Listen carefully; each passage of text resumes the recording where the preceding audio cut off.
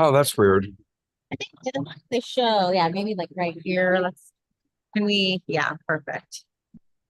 Um, is for some reason we're having a crazy It time. says here that the custom live streaming service is working. Yeah, I know that's happening, but I've lost my picture from being large.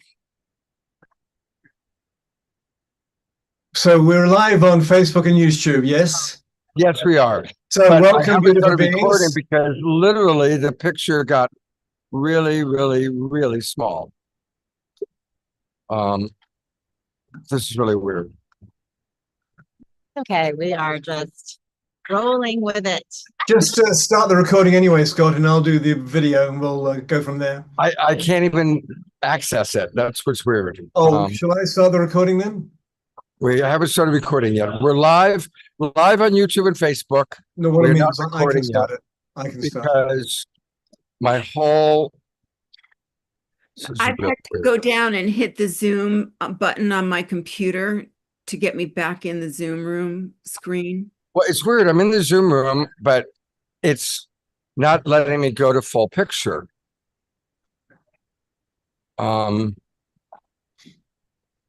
I think Zoom's changed all their settings and it's really weird. Be with us for a moment, people. We're going to figure this out. Sure. Isn't that weird? Scott, Press that button. Scott, you're full picture to me. Yeah, You're I know. taking up- It's about on our computer. Oh, okay. This is the weirdest thing. I can't get it to go back to. All right, Omashar, I'm going to make you host, and I'm going to go out and come back in, and then I'll start recording.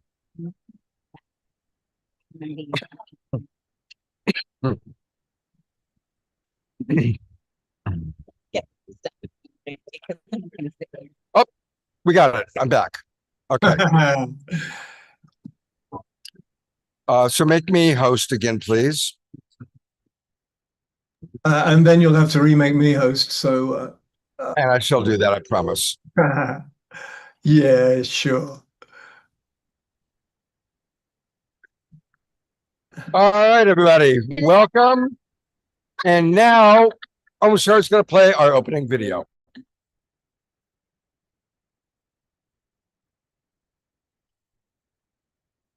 Thank you.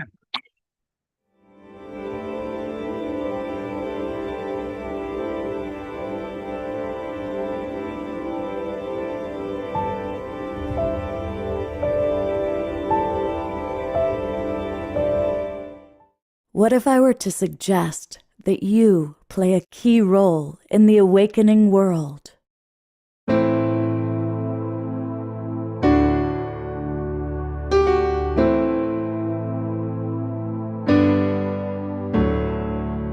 And that you are watching this because you have heard the call.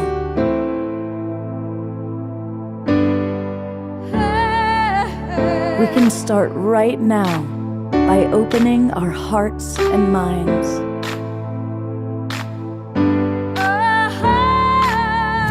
Welcome to the awakening world.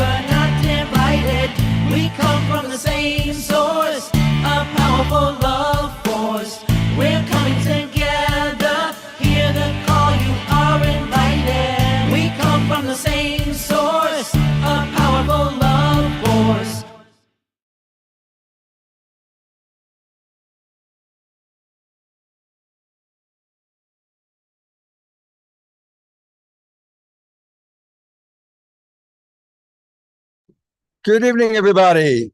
Welcome to the Awakening World. I'm Love Coach Scott Katamas with Tangela from Soul Search. our favorite co-host.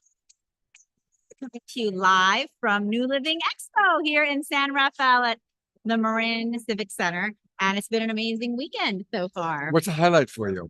Just meeting so many incredible people. Well, one, we love seeing our Soul Search community here, all of our amazing attendees, all of our practitioners, but then getting to really expand our family. We've met so many new practitioners that will be coming on our platform, creating their own TV shows. We'll be seeing them at our expo soon. And of course, so many more Bay Area people who haven't been to our expo yet. And So- you're Bay Area people now. She's a San Francisco person. Exactly. So it's exciting to be here. You guys can see a little bit of the lively expo happening behind us. We're here at the Soul Search booth. So it's been a lot of fun. And the big news is Omashar is back from England. And we have missed you, brother. And it's great to have you back on. And I'm going to put the attention on our beloved brother, Omashar, and let's send him lots of hearts and loves and welcoming him back. Yeah, well, it's always wonderful to be here and wonderful to be back. Not that I've ever been gone, because I've always been with myself wherever I was still there. So thank you so much. It's been a trip. I'm processing a lot. My mother is still with us, so you wouldn't, if you saw her, you wouldn't believe. However, you know, it's between her and her I am presence, let's say, as to when the final move gets happening. And so anyway, I'm going to start a song now. I'm going to play a song called What More Can I Be Than What I Am, because it's the truth. And thank you for your love. I have felt it, and I am really, really grateful to be in this high vibe frequency. So without further ado, let's do this. Yes.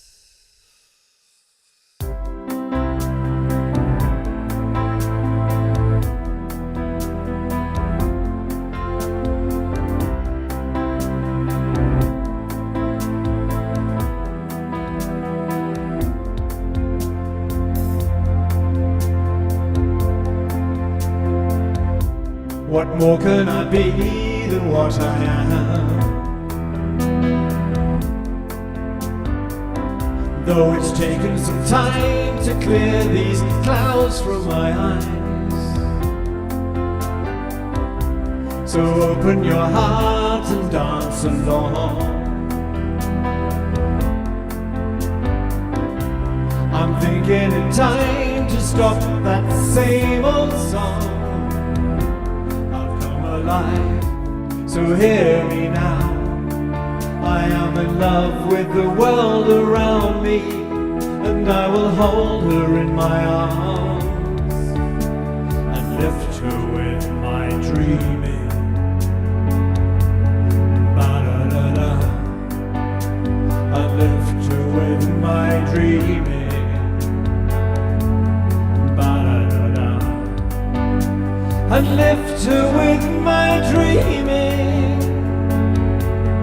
Ba-da-da-da. So don't try to hold me to what I was. I've traveled through time to see this day arise.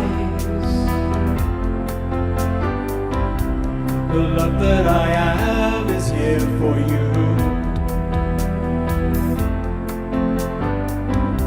So open the door and let the sun shine in. I've come alive, so hear me now. I am in love with the world around me, and I will hold her in my arms and lift her with my dreaming.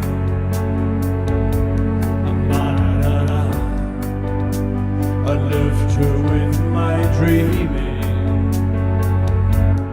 Ba-da-da-da. I lift her with my dreaming. Ba-da-da-da.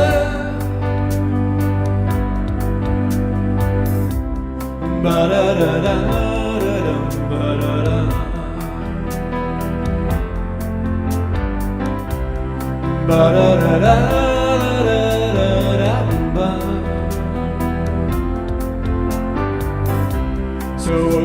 heart and dance along. I'm thinking in time to stop that same old song. I've come alive, so hear me now. I am in love with the world around me, and I will hold her in my arms and lift her with my dreaming. La da da da, and lift her with my dreaming. Da da da da, and lift her with my dreaming. Ba da da da. What more can I be than what I am?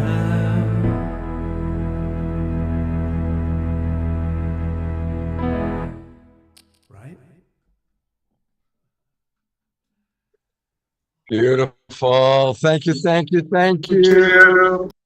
My pleasure. It's always an interesting one. I haven't sung for almost 3 weeks, apart from in the shower and walking by the river, and so it's quite lovely to hear my voice again. You know, I gotta let everybody know they have changed all the settings on Zoom. Like nothing is where it has always been. And so Exactly. it's like crazy. So the combination of being at the show where it's loud and all the settings are completely weird. But So, Scott, remember you used to be a surfer? what's that? Were you not a surfer at one time? Was there what?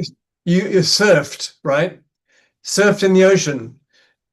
Oh, surfing, body surfing. I did Yeah, body surfing. so that's what we're doing tonight. We're surfing, brother. Absolutely. Exactly. Absolutely. Well, I'm going to read some of the comments and then Tangela and Victoria are going to bless us, but I want to acknowledge all of our friends that are there. And yeah, people are saying how good it is to have Omashar back again. Charlotte, Christy, everybody's commenting on it. So it's great to have you back, brother. We love you so much. And we're going to go together. Like, see, I can't, the view section isn't where it's supposed to be. Like, I know it's all changed. It's now called, I don't know, whatever it is. Here's- But it's great to see like this- Victoria. That's a good face. All right. Well, we'll almost sure we'll be back with 2 more songs. And Victoria Shaw, one of our favorites. So- Tangela, what do you want to share about Victoria? Well, I know Victoria needs no introduction. She is an incredible psychic, PhD psychologist, and expert in tapping into your intuition. She is a channel as well, and she has several shows on Soul Search TV, including her live reading show, which you guys can still watch the replay of Ask Your Spirit Guides with Victoria Shaw. You can tune in and watch those episodes. They're really amazing. And see Victoria giving readings. And she has Living in Alignment season 1 and season 2. Season 1, you can see her working with clients. And season 2, you can actually see 8 women going through a transformational retreat process at Victoria's beautiful retreat center. So really amazing. And Victoria is doing a talk here at New Living Expo tomorrow. Ask Your Spirit Guides. And so we're just blessed to have you with us today. Happy to be with you guys. Always, always, always, always. Awesome. So welcome, welcome. And of Thank course, you. Victoria is an amazing soul search teacher, healer, and guide. And we love having her here with us. So Victoria, take it away. How has the New Living Expo been for It's you? been really good. It's been really, this has been great. Yeah. Oh, here. It's been good. I've been having a lot of fun. The energy's up here great. There's been a lot of people coming through. It's been a really fun day. It's been a really fun day. Now, what's it? I know you talked about how you need a lot of sleep. Yeah, yeah. I slept well last night. It's good. Yeah. I just need a lot of time to rest and recover. I also eat a lot when I'm doing like a lot of teachings and readings. So just a lot of 3D Right. to kind of compensate for the other stuff. So go ahead and tell the audience. I know that I'm here, but they're more interested. Okay, I'll keep looking there. So Ignore the man. Ignore the man behind the. There. See, now I can see you when you talk, and then I can talk at them. All right, that works. Okay, cool. So tell us a little bit about your process of bringing through your guides. Oh, that's a good question. Very good question. And it's kind of developed over time.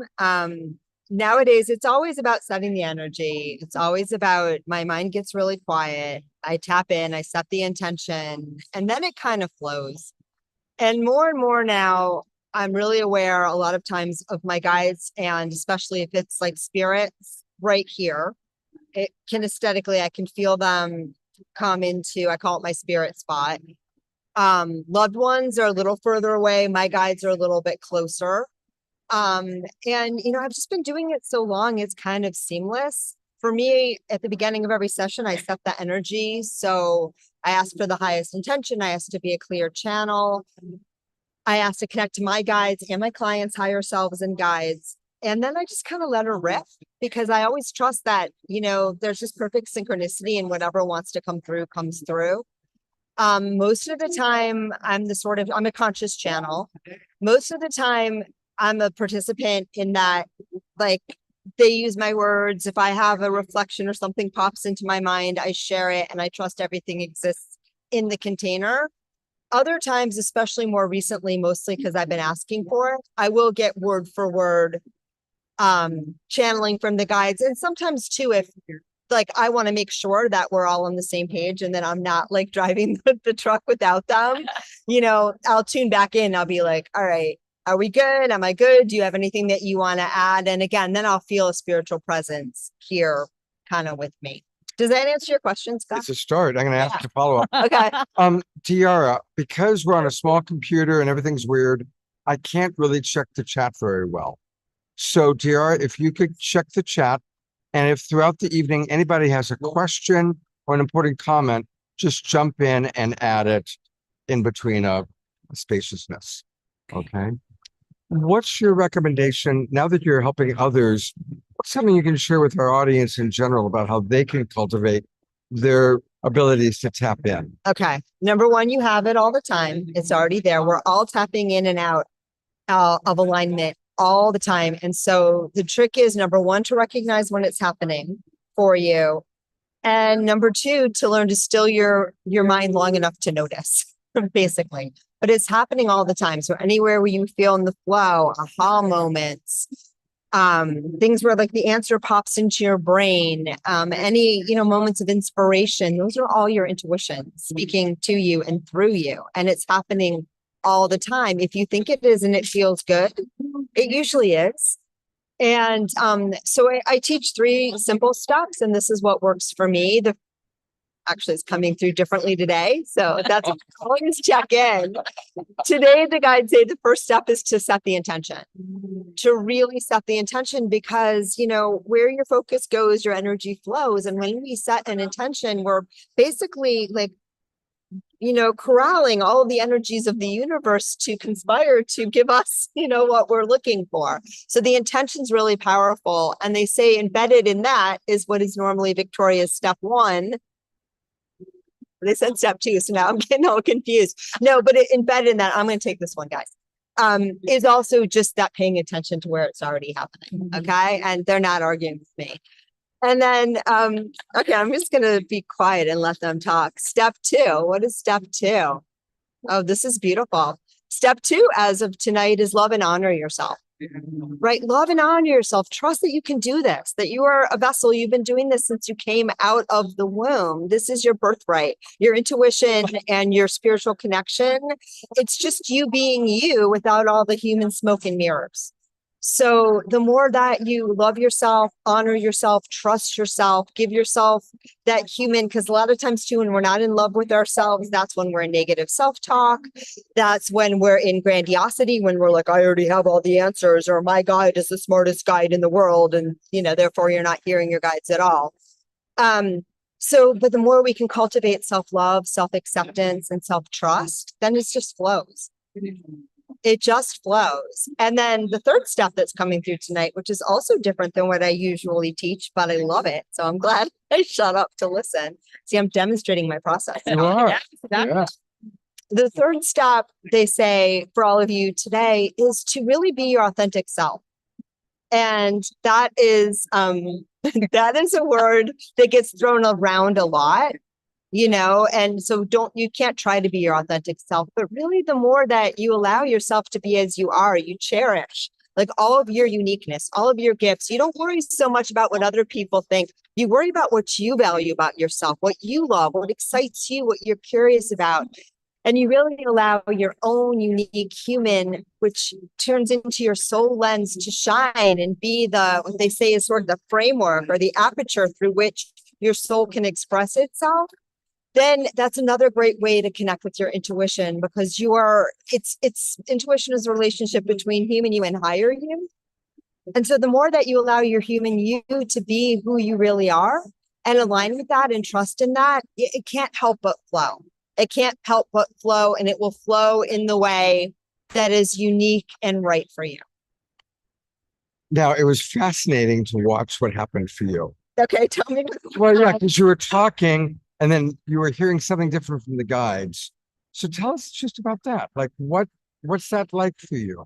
What part of the brain is talking, and where or how do you hear the guides coming in at the same time that you're dispersing? Gosh, I wish I knew. I am trying. I am harassing someone who I want to be on my podcast, Jeff Terrence. And we had an introduction, and I'm like, he's just super busy. Anyway, because he does brain scans, and I want one. I want one of my brain because I love this stuff. I was a neuropsychologist first. So, but what I understand from what I've heard about his work is that a lot of mediums, it's right here, it's the right temporal parietal lobe. So it's so cool that kinesthetically, this is where my guides show up. And I will feel them getting my attention. And sometimes too, I've learned, the guides say, to self-monitor so well that they don't even need to rein me in. I know just kinesthetically when I'm getting a little bit too human Victoria and not soul self involved in the dialogue Victoria. Sometimes it's because I just say something I've said so many times that I just want to do a little fact check to make sure I'm not in a story and what I'm getting is fresh and true in the now for the purposes. And sometimes too, it's just, because like I really want to play, I'm listening to them, that I really just want to play. And so I tune in with them because they tell me things that like I don't already know. Like part of the joy of getting to do the work that I get to do is like I learn as I go along. And I learn from just awesome teachers, which is my guides and my higher self. And, and it just keeps evolving. I don't think that answered your question, but. So when you were talking Okay. and it came in, Okay. do you hear a voice or do you get an imagining? What happens? For me, it's a felt sense. If I ask for words, what am I missing? I'm just doing a little video of us. Okay, cool. If I asked for words, like word for word, they will give me word for word. A lot of times they say my words are just fine. And, going back many, many years before I knew what channeling was or knew I was a channeler, I was a philosopher because I didn't know about spirit yet. And my experience was I was writing papers in high school because I went to a very free high school where I could kind of stretch my mind as far as it would go. And I did that a little bit in philosophy class in college. And the sensation was going to the place beyond words, feeling the information, like experiencing the information, then bringing it back over the line and finding the words for it. And I think that's how the channeling ability started for me. And now it doesn't feel like that unless I'm really stretching. Now I'd be more inclined to just ask the guides to give me word for word or let the information come and just sit with it a little bit until concepts form. And honestly, sometimes I don't want the concepts at all because, the pure knowing is so much more delightful and delicious. And there's so many things that I know that I can't explain them to you or articulate them, but they're just divine. So does it come in a complete download all at once? Or do you actually does it come a sentence at a time? It can if I ask. Okay. So there'll be times when I'm just in the flow and we're just doing our thing. And it's like, I don't even know who's talking, but it's all good. There'll be other times when I wait and pause and listen. And usually, God, how does it feel?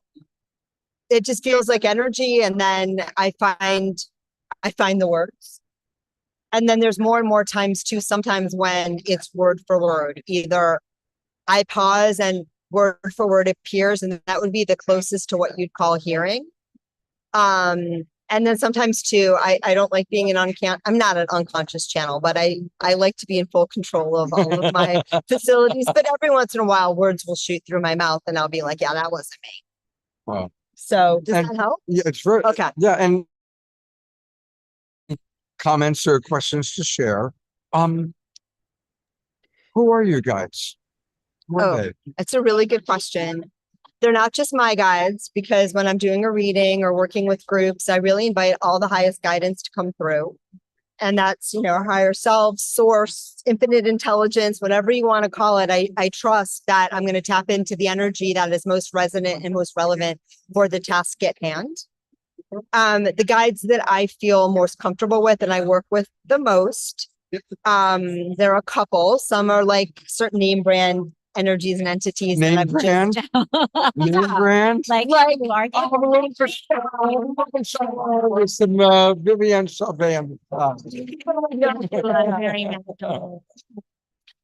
guide I worked with was Mother Mary. That was like, and yeah, I feel a resonance with Archangel Michael, Isis, like just certain beings. I think it's from past lives But mostly. you don't name them when you are No, channeling or speaking or bringing them through for people. yeah, because I think unless I think it's on a need to know. There are times when the name, and that's what I've been doing all day today is meet your spirit guides, right? So, and sometimes like having the name, having the connection, having the where in the past life we met, having an image like or a feeling or a what sign, like that can be really, really helpful because we're human beings and we want to have friends on the other side. Yeah. And I was a very lonely child and somewhat free, like extra free range, I say, like somewhat neglected. And so when I, as an adult, discovered I had these guides and they've been with me my whole life, I mean, God, like, and so we need that. And it's true, they're there and they love you and they're watching you every step of the way, and you've never been alone.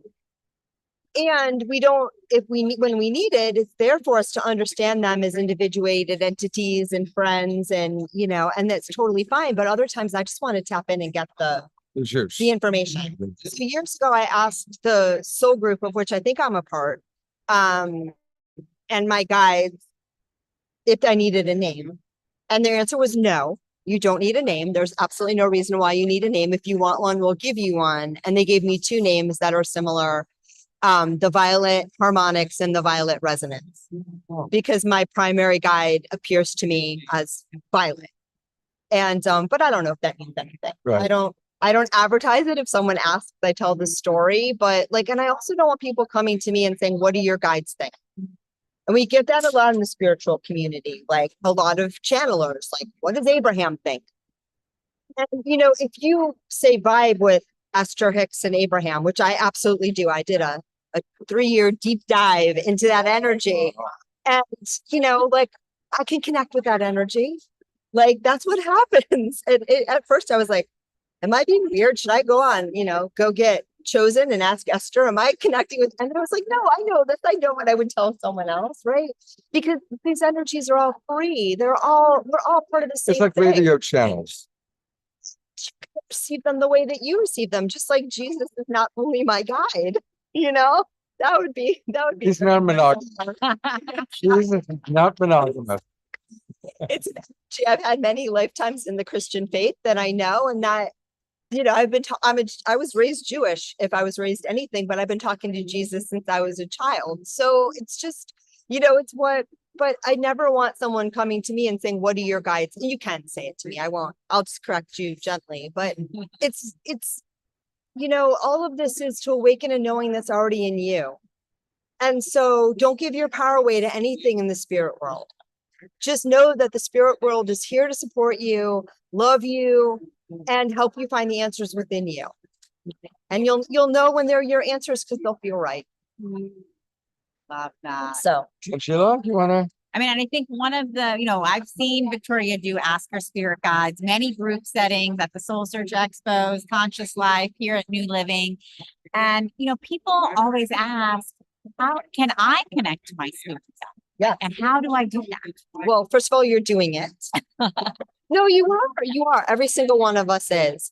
And anywhere where you feel like those moments of feeling loved or an aha moment or a synchronicity or, someone pops into your life, unexpectedly, that's just what you need. Or sometimes someone will say something to you, and you'll be like, God, that's just what I needed to hear. Like all of those things are your guides at work. And they're always working for you and always supporting you. You can ask them for literally anything. And, they work through the law of attraction. So you call, they answer. And in order for you to receive, you just need to get into alignment with that. You need to get into alignment with that and be ready. But they're here, they're doing the work, even if you're not in alignment with that. They're just waiting for you to catch up so that you can feel them. And sometimes if we ask too hard or try too hard or put too many conditions on it, we create resistance.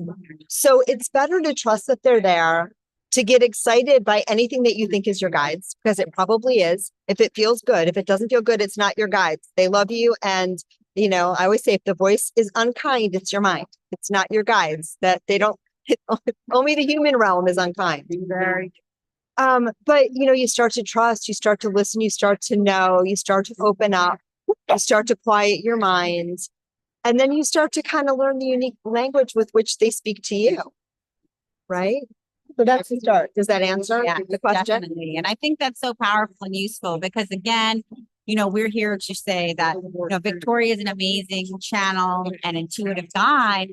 But again, we all have intuition and abilities to tap in. We have amazing teachers and guides like Victoria that can support us in that journey.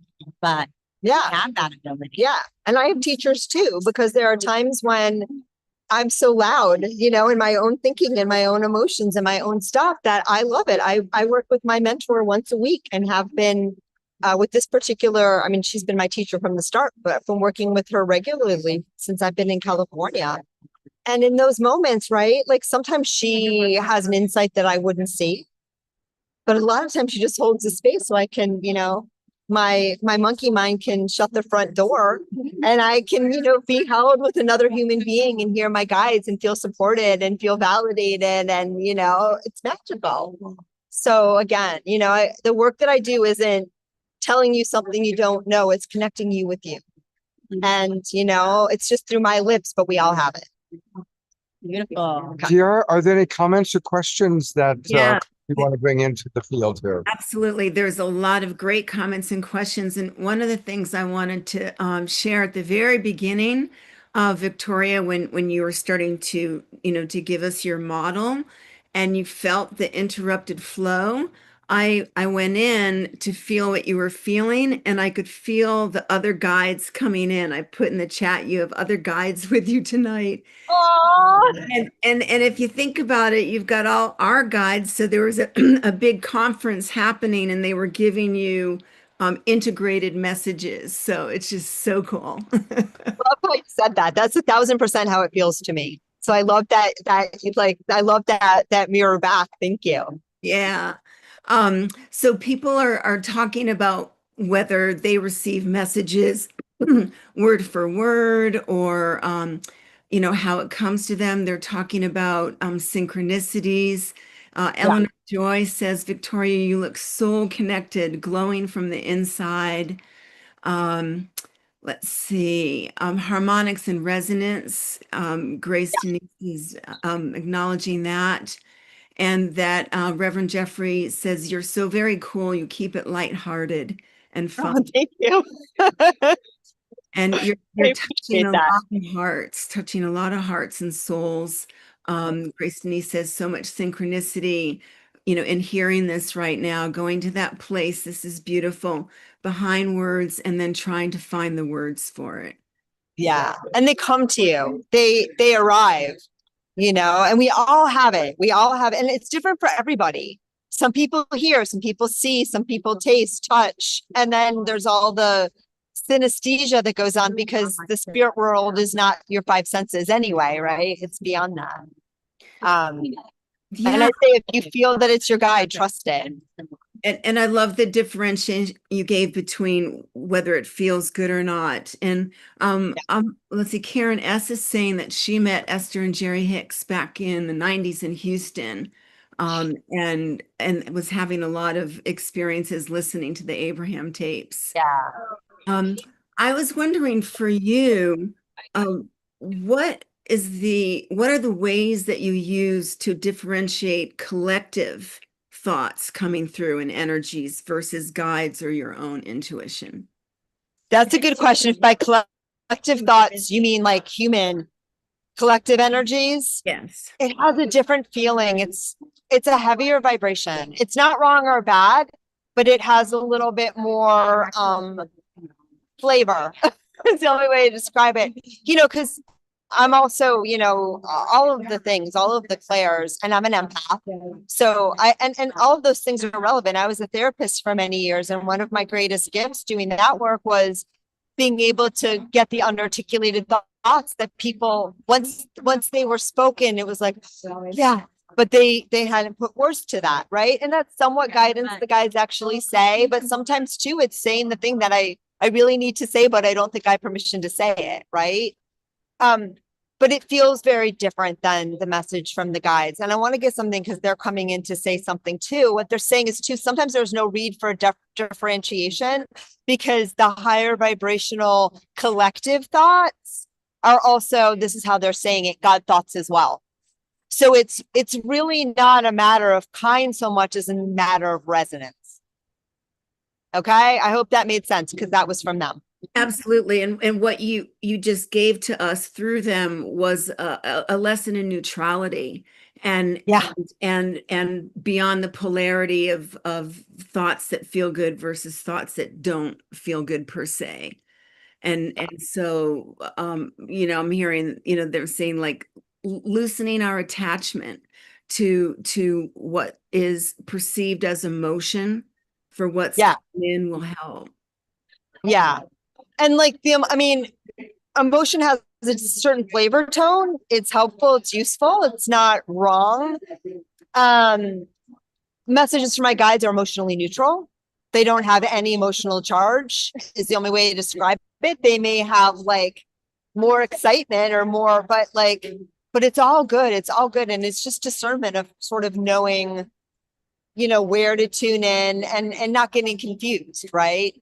Like I always say, if someone comes to you and they want to talk to their spirit guides, but you're reading their mind, those are two different things. So you want to know what you're doing because, you don't want to, I've had clients say, I went to a medium and they said my guides, and then they share their worst fear. And I'm like, yeah, I don't think that's what happened there, but I don't know. Does that, yeah.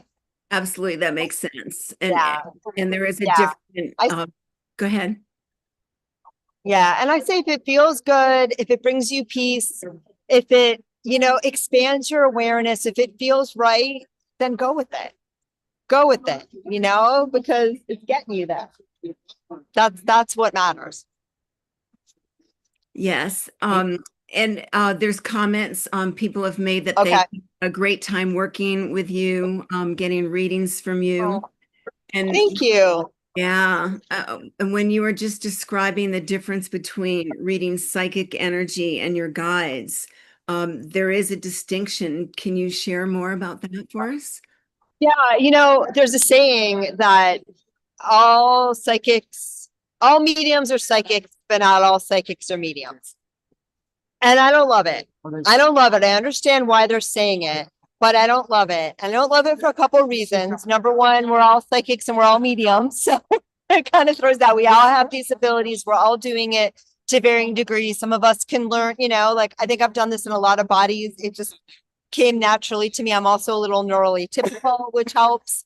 But whatever, we can all learn it. It's something you all have, and your loved ones and your guides are connecting with you all the time, even if it doesn't seem as loud as it does for me, it's there.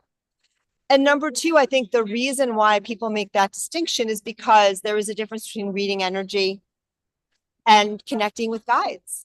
And so you just want to be mindful. But again, what the guides were saying before is we can read really high bandwidth of energy, and that can also be guides, that can be the collective at the highest levels. That's wisdom, right? So it's more about where you tune in, how you tune in, than, what you're tuning into, if that makes sense, or who you're tuning into. And again, you never want to give your power away, even to the other side, because you'll know what feels right. sovereignty, spiritual sovereignty. Bingo. Yeah. Yes, Yeah. even with the unseen, or perhaps especially. Yeah. As you were speaking, a thought came to me. We have a lot of teachers and educators here in our Zoom room and also out in the field. Can you talk about your thoughts with children and their gifts and things like that? About 50% of my practice was kids for most of my practice. And it's one of my favorite things to do. I don't do it so much anymore. I work with a lot of parents still, but not as many kiddos. And I love working with kids for a bunch of reasons. One, because of course they're naturally intuitive, and more so in the early years, and then it starts to fall away, although that's shifting even in the 15 years, 16 years that I've been practicing. I've seen more and more parents tapped in and committing to keeping that intuitive voice alive in their kids. And that makes me so happy. And I think that's going to be the way of the future. Kids are also little psychic sponges. So they're picking up, they're learning from their parents and their caregivers in the world, both seen and said and unsaid, seen and unseen. So, oftentimes I will share with a parent, your kid is tapping into this or that. No, well, I've never said anything about that. Doesn't matter. They know they're tapped in. They're picking all of that up, right? They're picking up our unresolved unconscious stuff and jumping into it. It's not wrong or bad. It gives us both an opportunity to grow, but just to be aware of that. And so as a parent, the more you can do your own work, or as a teacher, the better, the more you can stay clear in your own alignment, that's going to help. And then also just trust their vibes and teach them to trust their vibes, right? I teach graduate students now, which is one of my favorite things to do. And I tell my graduate students the same thing that I tell my students in my intuition development classes, that, I used to be, a very good student. And I used to believe that the teacher had all the answers and that my job was to figure out what the teacher wanted and give it back so I could get my A. And that's what most of us are taught to do. And please don't do that anymore. Empower your students to find their own answers, right? I mean, obviously, if you're teaching math or something like that, but, let them learn to do it their own way. Like, give them space. I actually was also blessed that I went to an alternative school where I was able to channel papers in high school, and I didn't even know what it was called, and they loved it. And I got that first feedback that my magic is magical, and you can't, that was soul soothing for me. Yeah, exciting. So it's really think about empowering your students, empowering your children, listen to them, trust them, let them hear themselves first, offer your wisdom as an opinion, as an alternative. And just like I do as a medium or a psychic or a spiritual channel, invite them to try it on for size and see what fits for them. And the more that you can do that, the more you're empowering the next generation to hear themselves, and not have to go like this and then go through the hard task of remembering everything again later on. Keeping it conscious. And giving them that space and to listen and not just impose and think best. I mean, there might be things as an adult, that they don't know, but just honor what they do know, and that, they have that inner intuition and resonance within, and you want to teach them to tune into that first and foremost. Thank you. Thank you.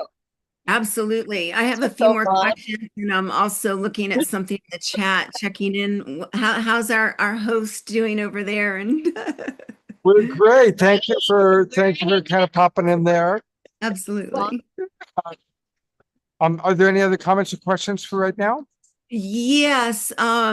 There is one. Grace Denise says, as I understand from your sharing and from what feels true to me, not about categories, and naming is optional and helpful in proportion, as we sense through this means the most aligned, connected, and uplifted. 1000%. Yes. You understand it. That's exactly it.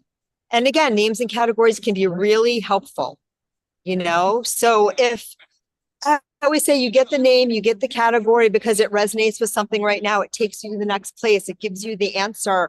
But don't hang on it. Don't think it's forever. Like, just take it for now, take what it means. And sometimes you don't need it at all. So I hope that made sense. Sometimes I don't know. because I know it makes sense to me. Okay, so last minute for questions in the chat. about the- Anybody?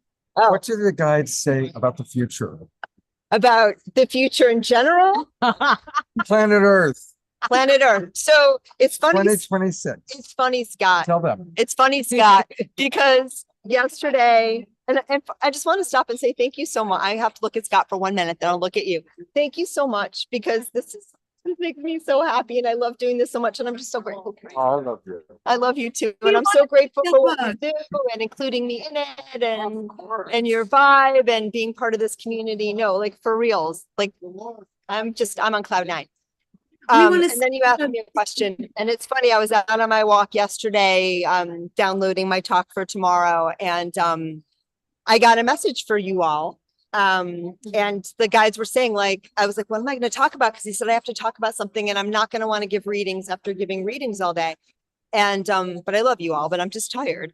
And they did actually give me a message about that. Wow. So they heard you.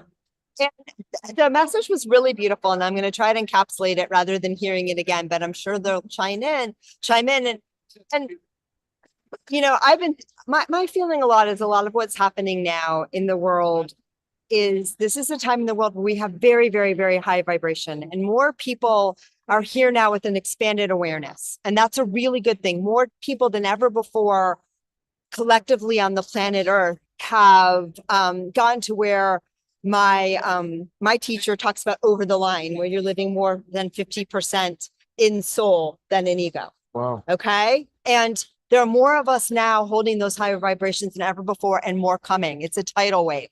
Okay. So I want you guys to know that first. And it's also a time when, because of that, we're seeing, you know, the light is shining so bright that we're seeing everything that's wrong. And it feels like it's worse than it was before. But my intuition is it's not really worse.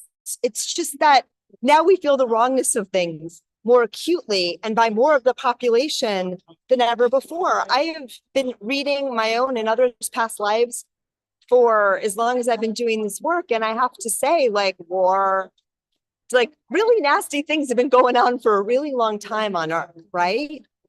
And so it's important to know, like, part of this is that we're seeing this more now. Because we're in a position to change it, to see it. And it feels wrong to us because we are at a higher vibration. So the higher you go, the more the low feels out of alignment. So many of us are feeling it more strongly now than we would have from other vantage points and other lifetimes. Okay. So that's sort of the backstory. And what the guides were saying to me on my walk yesterday, it was just the most beautiful thing. And they were saying, like, if you look at a time now where the light seems to be dimmed, right? And you dim the light and think about it. They said, when you dim the light, it gives an opportunity for all of the lights that are there to shine. All the lights that are there to shine. So as we've dimmed the light, now we can really see all the lights that are all the little flames and little sparkles that are opening up that are coming here to shine. Okay. And so it's it's upon you all to like let your little light shine. Let your little light shine more and more. This is the time for it. This is where we're coming together collectively to light up the world. And that dimming of the light is just so that, you know, to help us find each other and to help that light shine and to help us all grow and bring us into the next, what is that called? Age, eon, paradigm, new Aquarius. Yeah, you have ascension. That's the one. I was just looking for the tag words. So I hope that one landed. I thought that was beautiful. I'd never seen it that way before. So shine your light bright. I'm just sending Okay. a message to Geraldine Roscoe, who's going to come on soon. I could be. Yeah. Okay. That was something when I say never again. No, it's okay. Yeah, right. Never say never. Yeah, that's actually my line. People waiting for Victoria for a reading. There you go. Okay, so we'll wrap up with you. How do they find you? So search Victoria Shaw, my name, intuitive.com. I have a podcast too, not on Soul Search, but it's awesome. We just celebrated our 6th year. He was on it. She was on it. amazing guest, me doing this thing that I do, and you can just listen to me talk for 308 episodes. And sometimes other people talk with me too. On Soul Search, you can find Living in Alignment season 1 and 2, and I do readings for people all over the world. So you can do that too. I'm frozen, but no, we see you. reading everywhere. Yes. Let's all give lots of love to Thank you. Victoria And Shaw. Guys, And say the website again slowly. VictoriaShawIntuitive.com. Victoria Shaw, and maybe you can put that in the chat box too. Yeah. And the podcast is Intuitive Connection, and all the other goodness is on Soul Search. Soul Search. Yay. Yeah. At our upcoming Enlightenment Expo, so we'll be letting you all I know will which be there. ones, and you can come meet her and see her live. Thank you. Thank you Victoria, I love you so much. so much, too. That was so much fun, Scott. We need to do that more. Perfect. All right. All right. Let me see if Geraldine Orozco has come into the chat box, or I mean into the Zoom room, because she's going to be our next guest. And while we wait to see, she's going to come into Zoom, even though she was a speaker here. Tangela, tell us a little bit about what's coming up with Soul Search. So When we- are your next Enlightenment Expos? Vegas next weekend. So any of you in the Vegas area, we're going to be in Palace Station. It's going to be amazing. Las Vegas has a really vibrant and beautiful spiritual community. So we love being there. We know it's going to be a great show. We have speakers all day. Jared, the medium, is going to be doing his mediumship circle. And then the weekend after that, we're going to be back in Southern California in Irvine. So for those of you in SoCal, in the LA, Orange County area, come meet us in Irvine, California. We're going to have incredible speakers, vendors, teachers, guides, all. And we love coming together with our Soul Search community, and then back in the Bay Area in Concord in May. So we have a big lineup coming up. We love seeing all of you in person and bringing our soul family together in person. And of course, we have our live reading and healing shows every week. So on Monday night at 6 p.m., Bob the Psychic will be doing live readings. He is the #1 psychic in Scottsdale, and he does live readings with us every week on Mondays at 6 p.m. So you can buy a ticket to get a live reading, or you can just tune in and share in the energies. You can watch all the live readings, hear what he has to say. And on Thursday, Ragini Mishra, and actually here, Bob the Psychic is right here. And then on Thursdays, Ragini Mishra, she is going to be doing chanting, meditation, and then intuitive guidance. So you can join the Zoom room. There's no cost at all. Be in the frequency and energy. She works with Babaji as the channel, that she's channeling Babaji and bringing in his frequencies and energies for the collective. And we gather together, meditation and chanting with her, as well as intuitive guidance. And I think the intuitive readings are $10 each. So if you'd like a ticket for that, you can purchase. I think she does 3 per show, but otherwise it's completely free to join the Zoom room. So that's coming up this week. We also have Donna Hartley. She is doing past life readings once a month with us. So next week, week after, we'll be releasing a teaching. Every 2 weeks, she releases a past life teaching, and then she does 3 past life readings. And what you do is if you have an issue that you are facing in your life, or you have been facing a pattern, something that you would like to resolve or have questions about, you basically let her know about that. And then she tunes into the past life that is really bringing through that pattern or that issue, and helps you resolve that through tapping into that specific past life. So it's pretty amazing. She had her first show with us this last Wednesday. It was sold out for the 3 readings. It'll be coming up again next month. So if you guys are interested, we have incredible live reading and live healing shows. Yuri Lee is going to be launching a dream work show, and Monet is going to be doing a numerology show, and that's launching on Mondays, May 4th at 7 p.m. So if any of you are interested in a numerology reading, then you would be sending in your birth date, name, and all of that information to be able to get the numerology reading. I'm actually, Victoria took my mic. That's why you're hearing so much background noise from me. Okay. Here. I'll, Trish, Melanie, would one of you guys mind grabbing my mic from Victoria? And while she does that, I'm actually going to switch over to Omashar for our mid-show Geraldine- song. And then we've got Geraldine's actually here. AJ and Tom and other special guests. So you Here know Geraldine's in the comes house. Omashar. Can you hear me? Scott? What's that? Did you hear that Geraldine is in the house right now? Okay, we'll go to her right after your song. Okay, brother. Woo-hoo. Chicka chicka.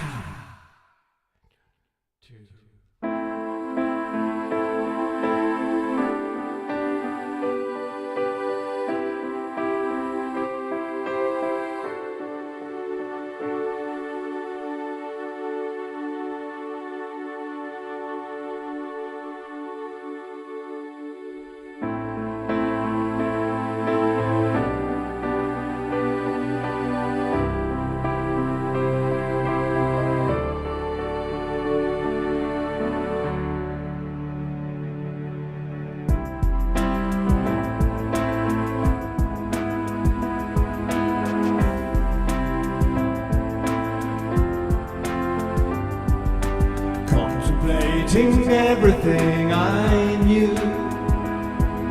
Seems as though there's not much left that I would hold on to. Contemplating what is pure and true. Sun and moon and stars and light and earth and water too. We are rising, soaring, flying, living life so free. We are flowing, changing, growing, loving all we see. Glad to know we're coming home again. Open hearts and open minds and open doors and loving friends. Look at the one who's standing by you now. Destiny is in our hands, so leave the density behind.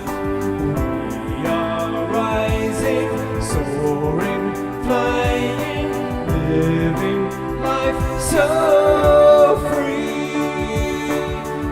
We are flowing, changing, growing, loving all we see.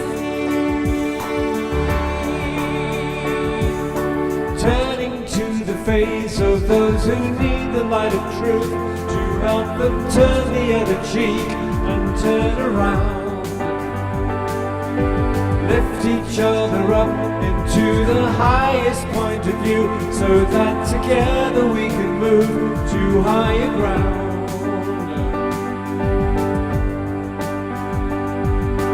Contemplating everything I knew. Seems as though there's not much left that I would hold on to. Contemplating what is pure and true. Sun and moon and stars and light and earth and water too. We are rising, soaring, flying, living life so free. We are flowing, changing, growing, loving all we see.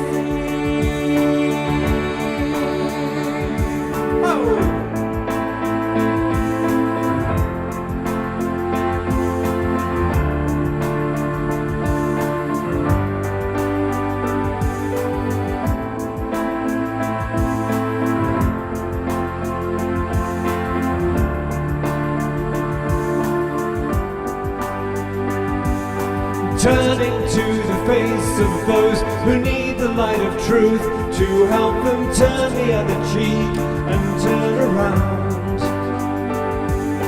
Lift each other up into the highest point of view so that together together we can move to higher ground.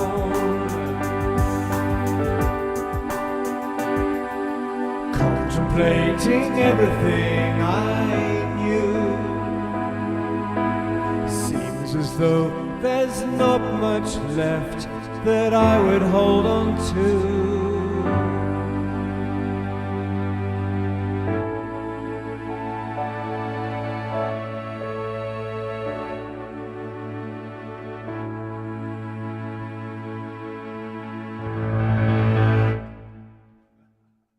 Beautiful. Let's go to I can't go to gallery view. I don't even know how to do that anymore, but It's called losing it, Scott. and lots of love to Omashar because we love having Omashar with us. It's my good. God. The technical glitches are kind of amusing because Oh my God. it's a really great show. Well, this really great show is going to get a whole lot better because Geraldine Orozco has actually been here at the Expo.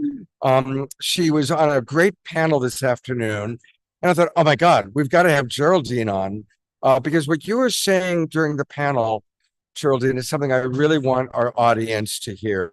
It was so clear and so important. Now, of course, all of you who are regulars, you've seen Geraldine before. She's very tapped into her multidimensional self, and she communicates as clearly as anyone I know about our multidimensional reality and how to connect to it.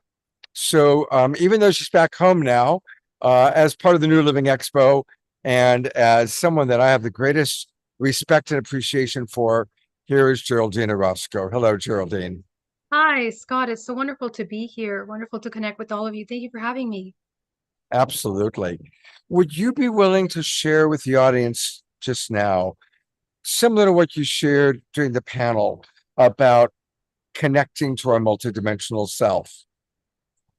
Yeah, so well, the panel was about alien civilizations, and we got to the topic of, well, how do you produce the next level civilization? How do we get there? How do we embody that? And really, the answer is within the body. So the integration, the deep connection, the deep embodiment, and the kind of relearning of what our human experience really is required. It's this foundation of that, right? Because right now we are pretty programmed. We have traumas, we have ancestral histories and belief systems that are just constant filters to our reality. So right now we're not really seeing the full potential of our human potential or even our potential of creation. And so in order to get our civilization to the next step, it really requires us to kind of relearn and re-educate ourselves on the complexities of this body. Our body is multidimensional. And in order to better understand that, you have to integrate, you have to fully embody. And actually, it's the heightening of your senses, primarily your five main senses.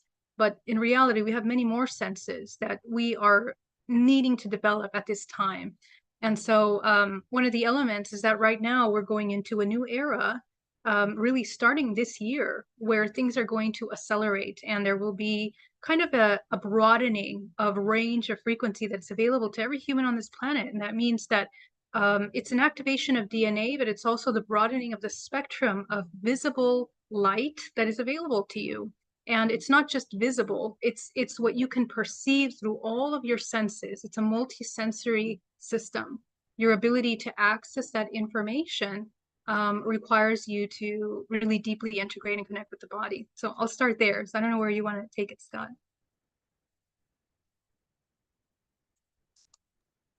Hi, I'm always muting myself because it's, as you can imagine, quite loud Yeah. here. Understood.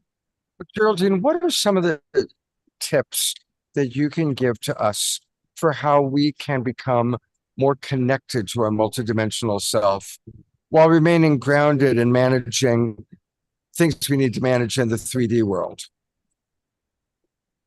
Yeah, so I think number one, it's awareness, right? It's the cultivation of the 0 point, really. The 0 point is essentially the non-judgmental observer. It's actually the true self, the one that's hidden underneath all of those filters of perception.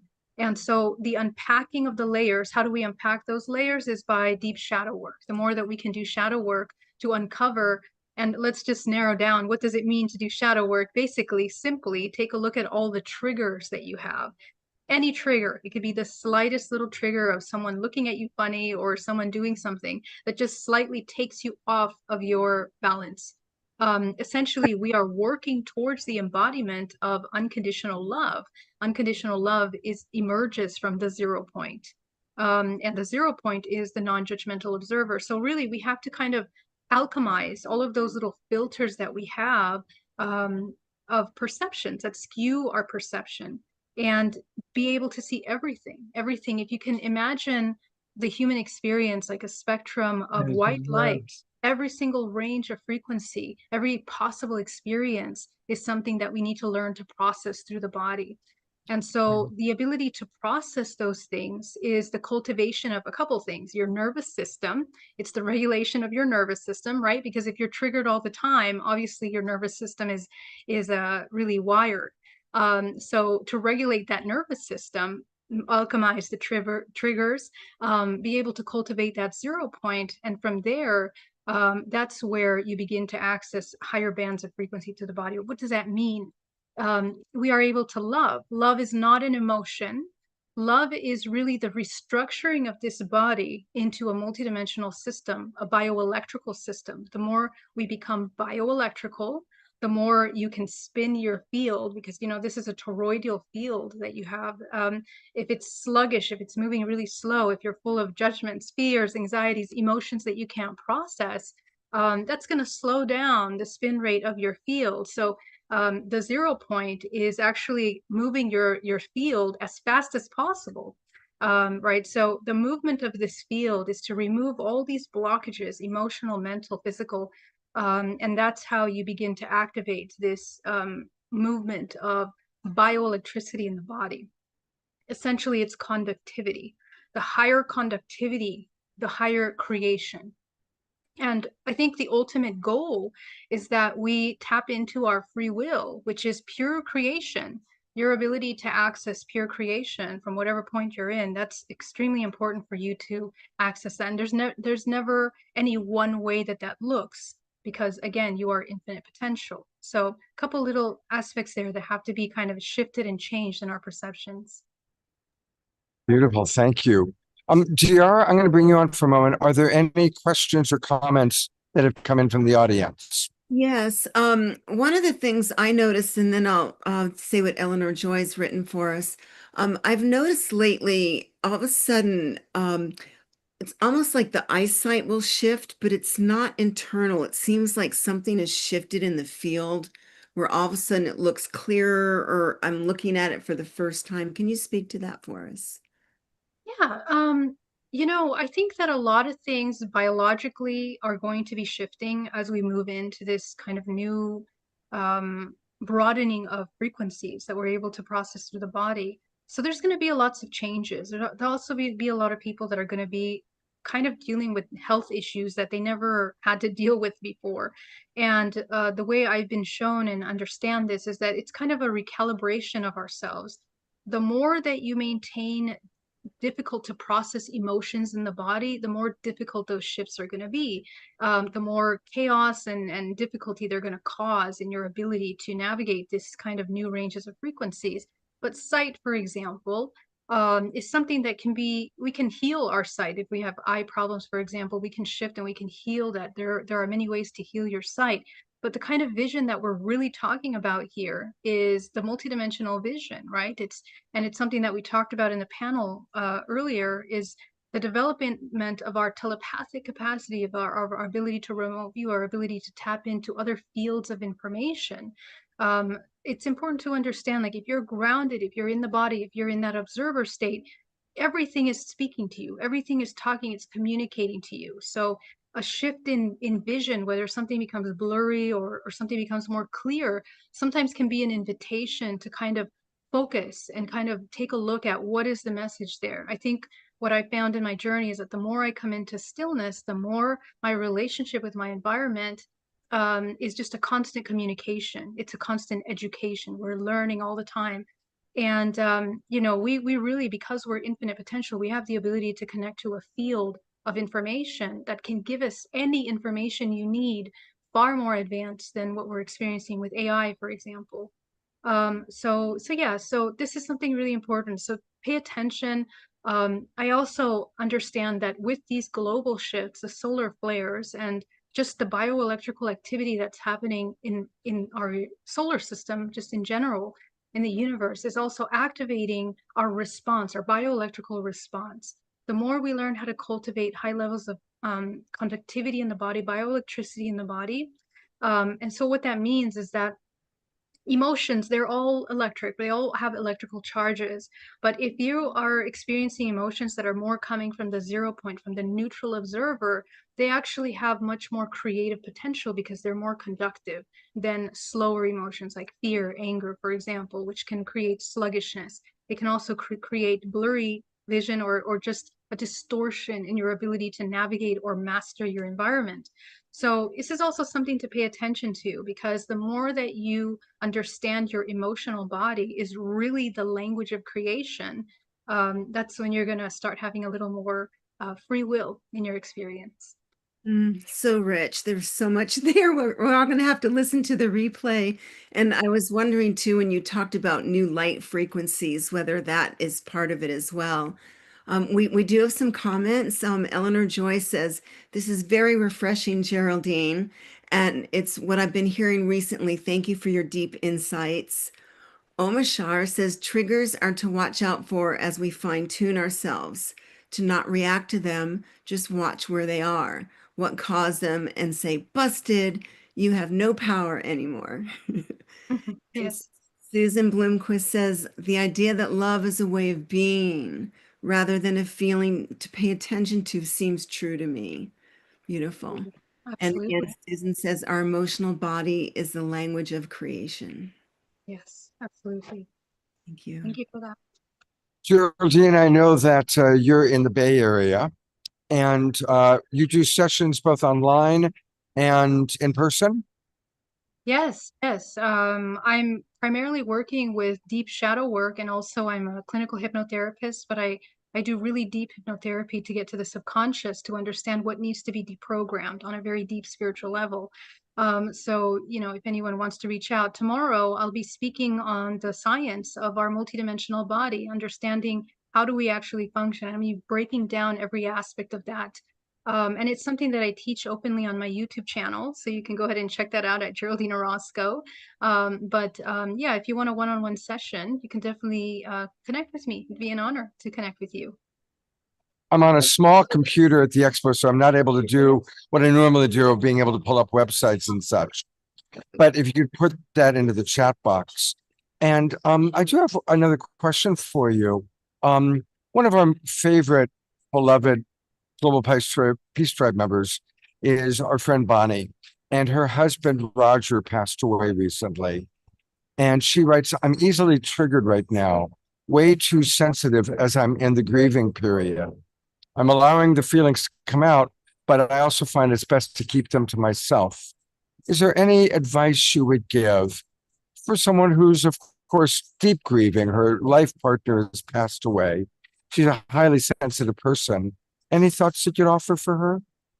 Yes, first of all, my deepest sympathies for everything that your family is going through and yourself. Death is always a very difficult transition because unfortunately, there's mutual contractual agreements at the times of death, and there's many things that are dying, but also many things that are awakening in us, and death triggers that in us.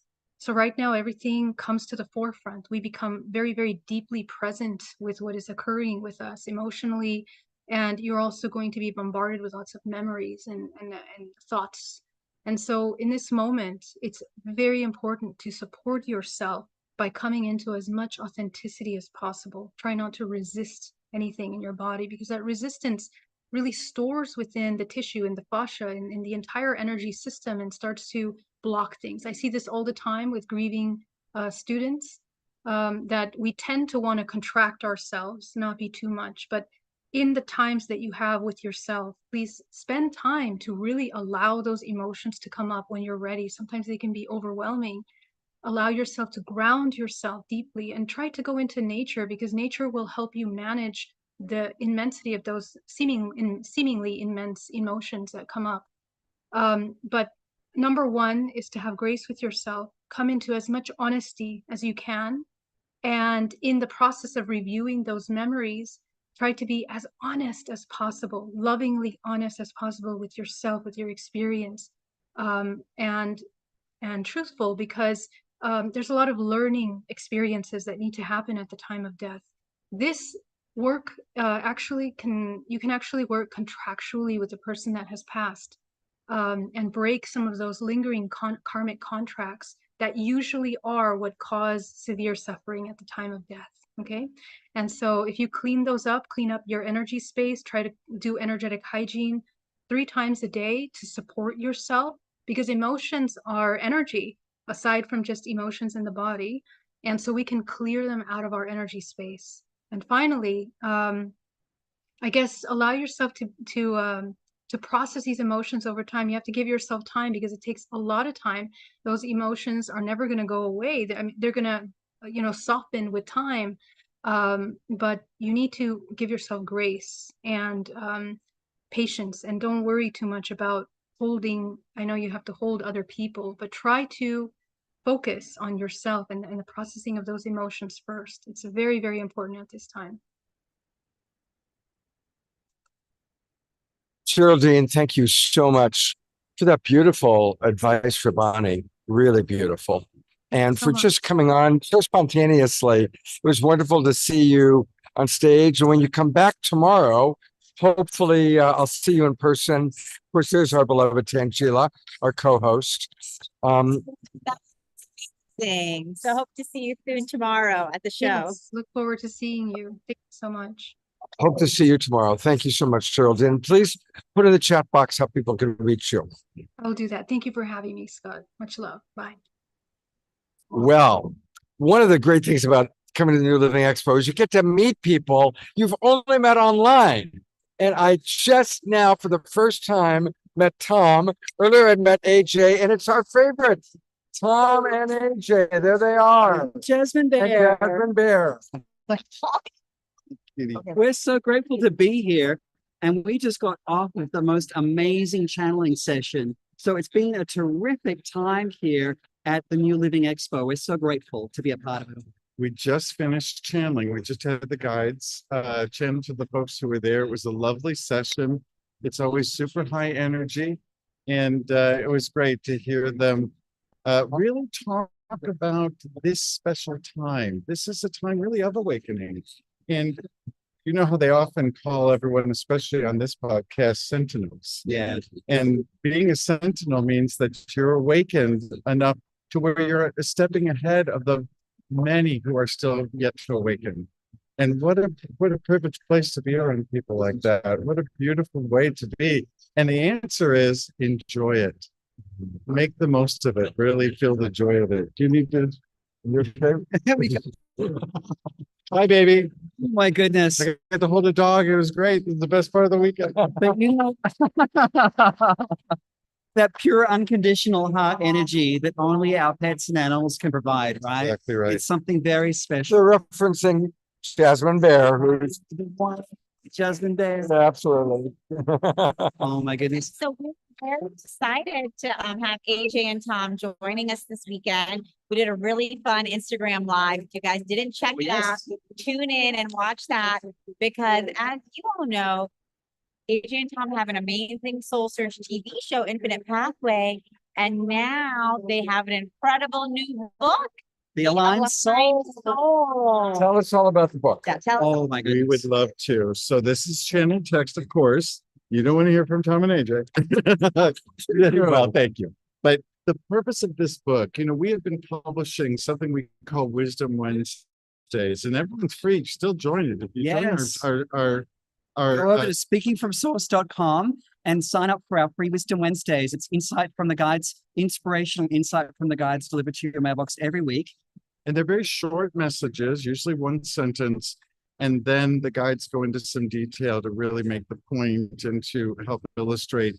And we've been doing that since 2019. Yeah. And so we found we had this collection we asked the guides, what do you want to do with all this? It's Yeah. got to be more than an email. Yes. And they said, we want you to compile it. We want you to curate it. And so this book is the first step towards that. So this is remembering. They're all reminders because, of course, your soul already knows. And you just need to be reminded. And so every page is the message and then a detailed description that the guides channeled that talks more in detail about that message so that you get greater insights. Now, given that you're tapped in, I'm going to read the message that happened to come up right now. All right. And see who can relate to this message. Notice how when chaos emerges, it emerges as a gift to show you what is out of alignment and needs adjusting. Yes. A certain president of a certain country comes to mind as I read that. I think there's some alignment that could happen, but chaos also enables us to make new choices to the things that align and sit with us better. And think of all of the new choices that have come out of chaos, that have come out of change. That jacket that you just love that you no longer fit, and it's so frustrating to you, and you go to the store and you find this brand new outfit and you never look back. You think, why did I hang on to that jacket for so long? This is so much better. Yeah, it's interesting. Chaos was really a big part of our channeling tonight. Yeah. And it really was helping people realize that chaos is a part of the process. Yep. Anyway, in the book, we've actually divided into 3 main sections. There's a section on remembering about your purpose, remembering about your power, and remembering about your connections to all things. And so each section has got a series of these kinds of, we have subdivisions, but a series of these kinds of messages. And so, and an index in the back. And the point of that is that you're able to go through and choose, what is it that I need to remember today? Or what we've been doing at the booth here the whole time, which has been great fun, is we've been letting people just turn randomly. Put your hand on the book, What get message your is energy, for me today? and what's the message that you want? And out it comes. I hope this isn't for me. Guilt is never a part of your vibrant soul's journey. Yes, that's so true. That's so true. It's an abundant, loving, caring universe. You're always loved and you're always carried. So this book is now out. It's available. You can get it at speakingfromsource.com. It's available on Amazon. It's everywhere. So we think it makes a great gift book. We hope that you find it helpful. It's designed to help you remember with great love from the guides. And we're so grateful for the Awakening World community and everything that Scott and Tangela do for the community. This really is a coming together of light and like-minded souls as we all choose to align. That's the key right now as we come together in forming these beautiful communities. This is where the transformation is going to occur. So thanks for letting us be with you tonight. It was so great. I will come to your booth after the show for hugs and things. I just signed the book. You bet. Book is amazing, and I just want to really encourage everyone. This is an incredible. How do we get it? table book. Speakingfromsource.com or Amazon. Or Amazon. A bedside table book to use just for daily guidance, daily reminders for our own personal empowerment, That's stepping what it's for. into our personal sovereignty. Yep. And I just love the way that you all have captured in your book all of your beautiful channelings and the messages that we can really use as day-to-day guideposts. Very practical. I love what you said about personal sovereignty. That's so important. Coming back to the divine, I am that I am. It's such an important thing to recognize who you are. And speaking of chaos, we do live in a world of chaos. And so we need to remind each other of what is the truth. And so we hope this book helps. Yes, indeed. So Can you next guys birthday give gift. the microphones to JJ and Desiree? I think we can organize that. Yeah. Thanks, everybody. Coffee table. You guys check out the Aligned Soul by Speaking from Source, AJ and Tom. And AJ and Tom are going to be with us in Scottsdale at our Scottsdale Enlightenment Expo coming up in June. So come meet them in person if you can't meet them here. And they're also going to be with us in Vegas in September. So we love bringing our soul family together and coming together live. And of course, our next guests need no introduction. They are the amazing doctors, JJ and Desiree Hertalk. We have,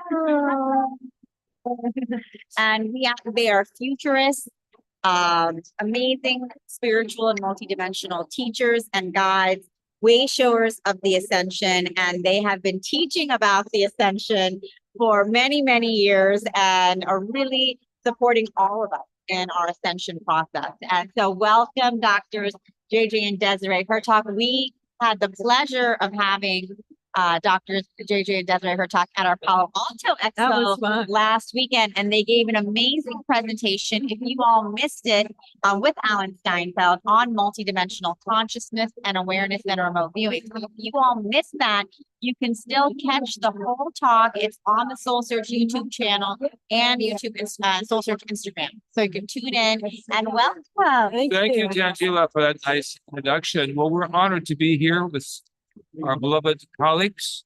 And Scott, we want to salute you. The soul search goes on. We're living in troubled waters on one level, but we're living in, shall we say, magnificent waters. We understand our potential. Our fantastic gathering here in Marin County is just a small part of what we see in terms of the worldwide wake-up call. Right. So last weekend, of course, like you said, we were with Alan Steinfeld teaching people and just working with people on remote viewing, because we think you can be here right now, but you can still send energies of peace and, you know, transformation to parts of the world. We think that's in a critical situation that all of us can't be overwhelmed by what's taking place. So, or being fear, because when you get fear or overwhelmed, you stop doing what you're supposed to do. Yeah. And we're really here to make a difference. And you say that all the time. Absolutely. So you travel all over the world. What are you observing as you travel to all sorts of different places? And I'm going to keep the camera on. Observing that young people in particular are at a make or break point. They know there's something more to the universe. There's a higher search for what we will call the divine paths. In the midst of great developments that we see, the old paradigms in society, particularly in economics, particularly in technology, particularly in politics, are not satisfactory to young people. They want, should we say, a blueprint of a higher plan. But I think it's exciting. So we're here at the New Living Expo. Last weekend we were at Soul Search, and young people are coming forward. You know, whether it's even organized religion, I heard there's getting to be a surge, or people like here that are seeking to understand who they are and why they're here. It's so important because I really feel bad for many of the people that don't have a background in realizing there's so much more. What we were teaching today, we had a great, And what we call teaching, but with the topic. well, we're trying to tell people that it's not just your physical body. A lot of people think you're here only in your physical body. And that's it. And actually, we're part of a higher self. And that higher self is all the time trying to give us information. Through vibrations. And through song and through music and through insights. So we talked, you know, you have 5 senses, but in actuality, you have another 5 senses. That is higher sensitivity, greater awareness, greater understanding, ... So basically, we are so much more than just physical beings here. In fact, we turn the tree of life upside down. We say that actually we came from stars. We didn't evolve. And even people like Gary Nolan at Stanford actually says our DNA is like 9, something like billion years old, and it couldn't have evolved. Not our DNA. Dr. Hertek has this in the Keys of Enoch that actually our DNA came from a higher code structure. So we today presented a fantastic program on what I call acoustical physics, the vibratory nature within ourselves, within our chakra system. I mean, the levels of energy, flux and flow that we take for granted but we don't use. And our message is ecumenical, that is to say to all people of faith, that we can come together as a positive statement of a positive future. And not dwell on the negative and go beyond the negative that we see, unfortunately, in much of the media, to being, shall we say, custodians of much higher hope. So today, for example, one of our closing was to sing the mantra Om Shanti Shanti Shanti Om, and to visualize places in the world that are in turmoil, and Rihanna, of course, today being one of them. And that's just putting positive energy out. And when you get more and more people to do it and visualize, really differences can take place. So it doesn't mean that everything's going to be gone tomorrow, but it means even a small young child or a woman on the streets can be protected by that energy that we send out. So it's so important to continue our prayers and meditations in a positive way. Can we introduce a friend of ours from Australia? He actually does plant music for the plants. Can we check the microphone, Scott? Can we microphone again? The microphone's not as clear as it was, and we want to make sure. All right, hang on, we're having trouble hearing. Which one? Oh, your microphone's not on. Oh. The little green thing is in. Pass it on to my friend over here. All right, but let's make sure it's turned on. Okay. His is turned on, but yours isn't. Do you know how to? Thank you for saying that. So, yeah, there he is. This one can you change? That's not, there's another box. It might also be the So original. let me introduce our colleague from Australia. His name is Bradley Pitts, the Brad Pitt of the East. And we have worked with him for more than 35 years. His music and that of his associate Darren Curtis In Australia. is magnificent, top of the charts. So one of the things they do is they've gone into the arboretum. They've gone into the arboretums of Australia, and they set up a whole symphony of sound where they plug in their devices and let the plants do the music. It's so beautiful. Yeah, so sacred resonance is about trying to connect people to the resonance, connecting people to the sacredness of the land, connecting people, show them like, through everything is vibration, everything has a music vibration. So what we've been demonstrating to, I guess, in these big events and installations is that we've been hooking up like up to 17, 20 or more plants and having the general public coming through it and to experience actually interacting with plants and showing, another level of communication that people don't realize that we are all connected with nature and how important that is. We're very thankful to have you as part of our Academy for Future Science network. And as you know, Brad, all of this began many years ago in IBM headquarters in San Jose, California, with the late Dr. Marcel Vogel, who began to communicate with plants. And then he was able to work with some of the other people, such as those who produced the book, The Secret Life of Plants. Yeah, Chris Bird, for example. Yeah. And to show that there is actual stem cell communication. The piezoelectric effect, as engineers refer to it, within all plants that can be harnessed for communication. And plants have their own orchestration of melodies. It's a strange but wonderful phenomenon, recognizing that we're all in a garden of Eden, so to speak, when we realize that the flora and the fauna nourish life, the organic life, and we in turn nourish each other. And you and colleagues have, shall we say, put sacred resonance first and foremost in the musical and spiritual teaching. Could you tell our audience a little bit more about sacred resonance? Yeah, sacred resonance is about really exploring the resonance that we all work with. And so, as I was saying before, everything is vibration. And so what we're looking at, what is the sacredness in those vibrations? What is the sacredness in the resonance that we can connect into? Knowing that our body has sacred connections in the portions of our body, music has sacred proportions in the sound and vibrations, that we can connect to the sacred. And so we're looking at resonance in a way that allows us to transcend into that sacred space, into that vibration. So it's about healing and it's about connecting into our true nature. And Marcel Vogel showed this, like plants feel your love. They feel your, wanting to connect. And if you go near them, they'll start singing to you. When you walk away, they actually kind of step back and relax. These are just some examples of what takes place. But it's very, very sensitive. And the whole idea is that everything in life is vibration. We're all resonating together. We're all in harmony together if we so choose to be. And Brad and his colleague, Darren Curtis, have written a chapter in a book called Sound.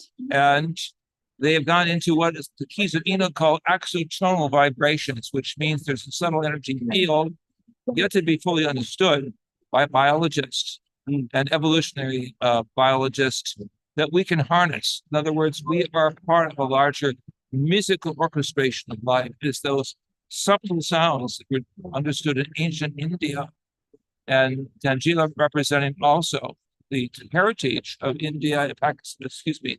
All the whole area, subcontinent. Correct. The eastern parts of the subcontinent represent really the soundscape of the inner nourishment of the soul.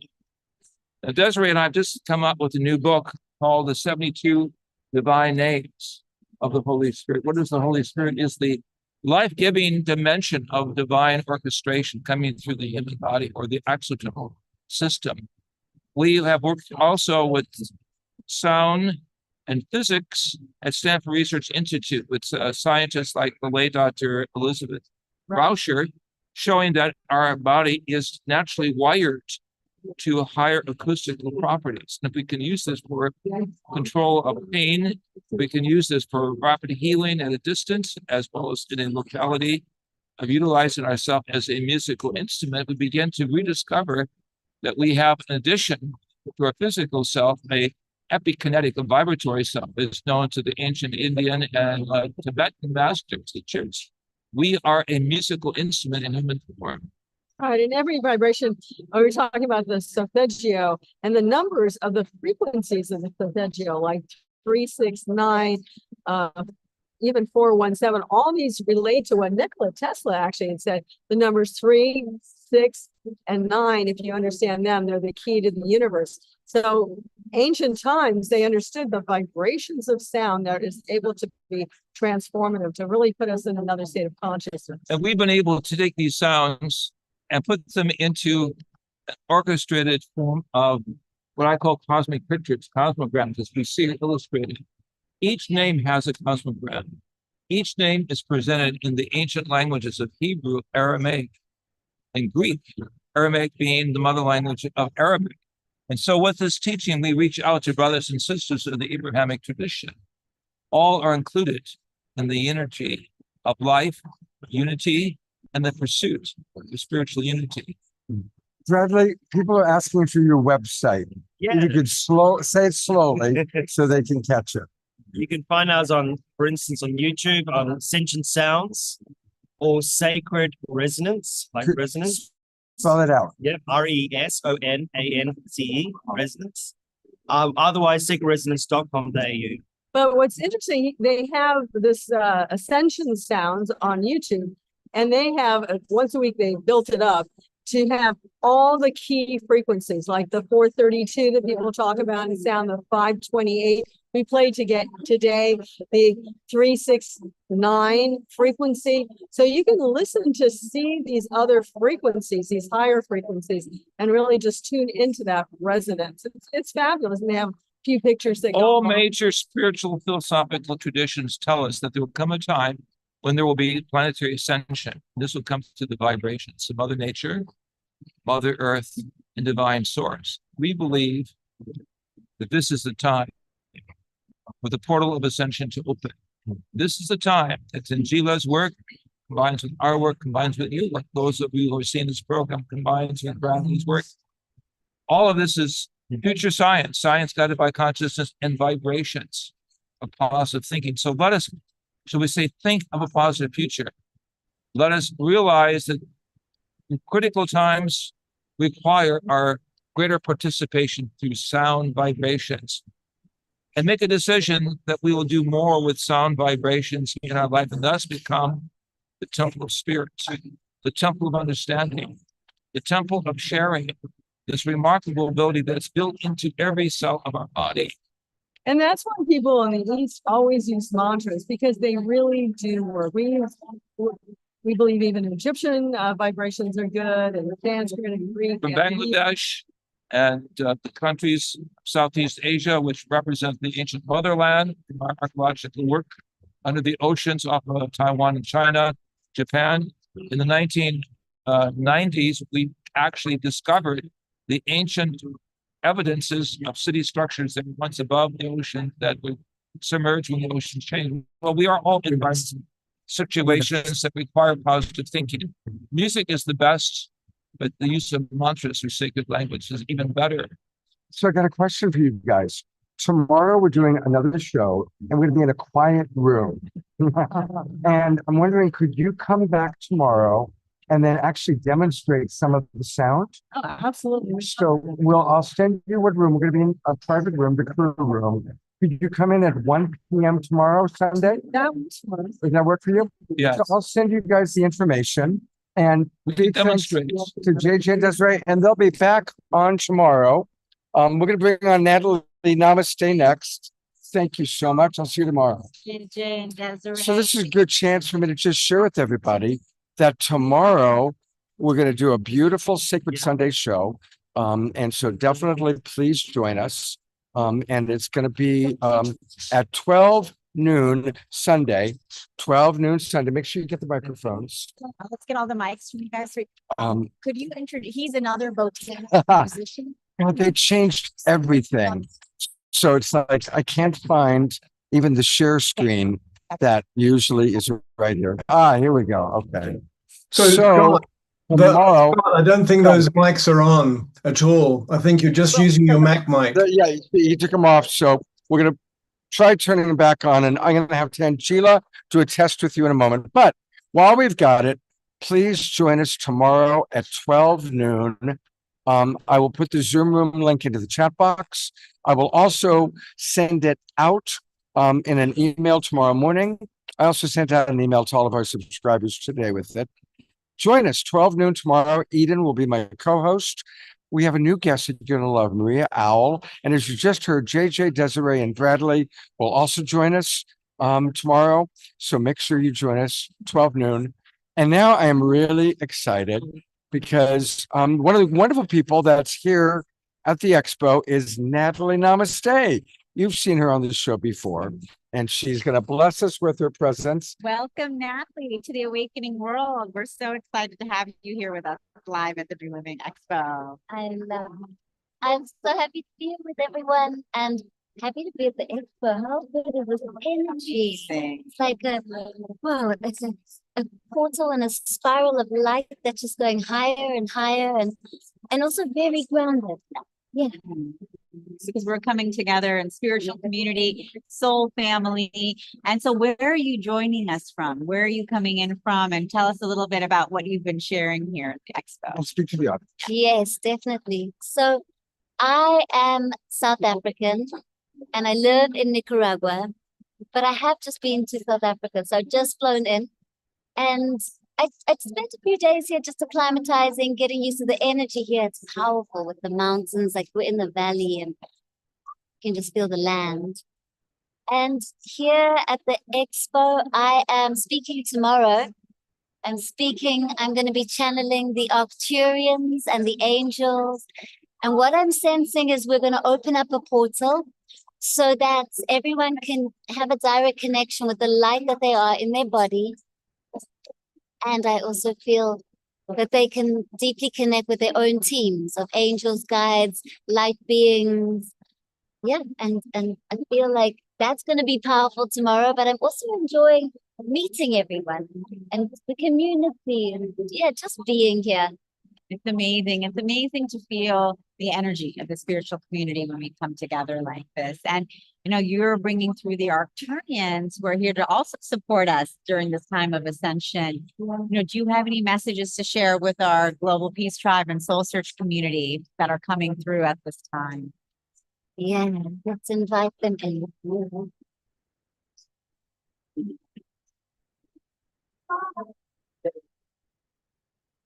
Divine beings of light. There is so much peace always here in the present moment. And when you focus your awareness into the thoughts, many of those thoughts are creating, are manifesting, are bringing so much magic into this world. And those other thoughts that are leaking the energy out. You have the power to recognize when that happens and call all the light of your awareness, retract it back into the present moment, into your body, so that you can be more conscious and aware of what you're creating. This is your reality. You heard the calling of Mother Earth, and you've chosen to be born, to be here on Earth during the time of the greatest awakening. One day in the future, there will be no such thing as awakening, because no one will forget. And what an incredible time it is to have forgotten and then to remember. The whole process in itself is magical, and there is no destination. You are not trying to achieve something or reach something. The experience itself is all. You don't have to have a purpose. The purpose is that you are the entire universe, that you are consciousness experiencing yourself in the moment. And that is it. So instead of trying to push and achieve, surrender into the flow that already is. And when you do that, a rising of inspiration comes up. And that is where you take action and you create through the deeper part of your mind, the deeper part of your energy. And this is how you are birthing your beautiful new earth, new frequency here on the mother of all mothers, Mother Gaia. We are here to support you. We are here in infinite blue-white light. Feel us, receive, and know that you are loved, held, and supported.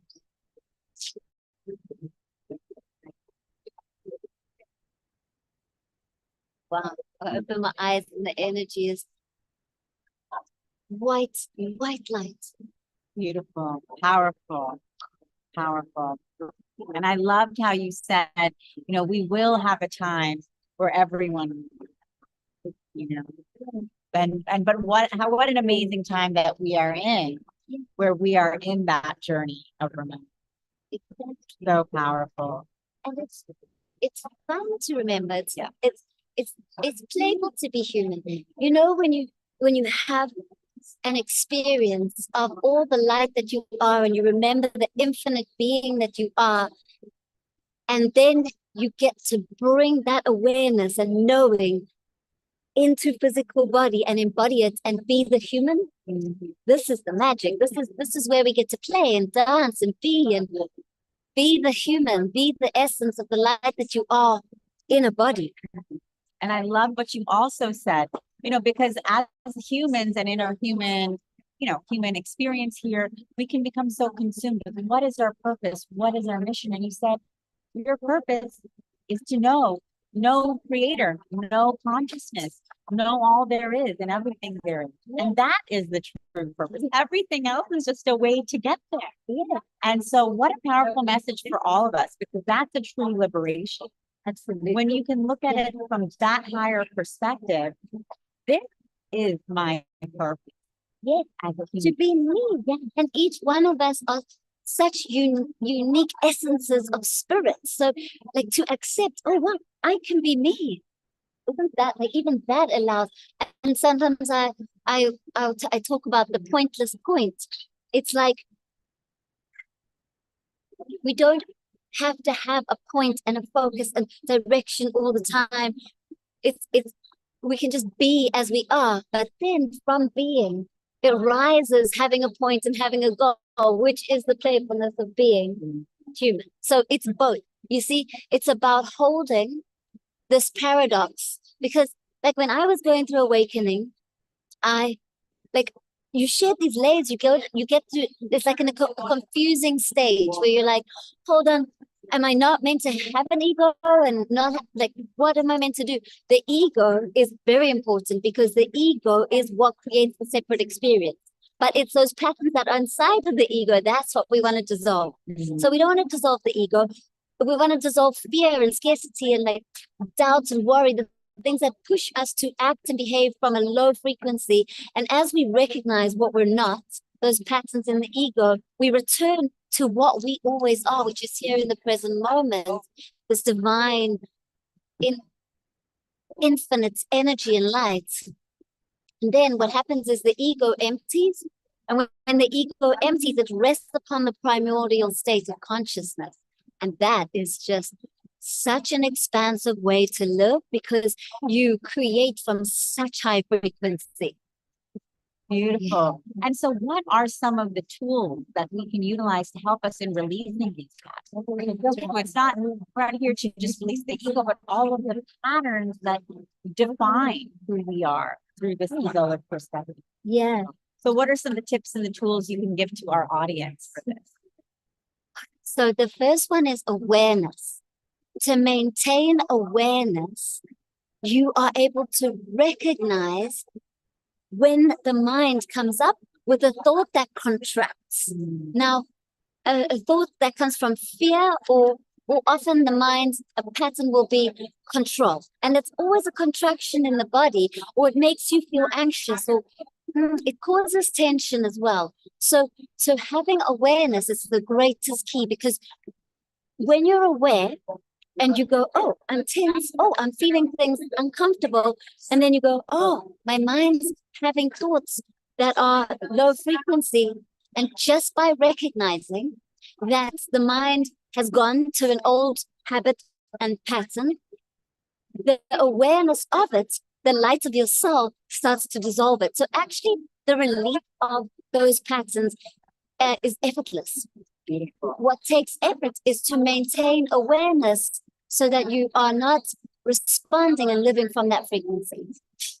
You know, one of the things I want to just point out briefly is truly not only is she wearing awakened, and we're here on the awakening world, but she is literally the poster child for Awakened. She's on the cover of Awakened magazine this month, or this quarter, I think it is actually. So she is the awakening goddess. And Natalie, tell people how they can find you and learn more from Natalie Namaste. 3 main places where you can get free loving support. One of them is my YouTube channel.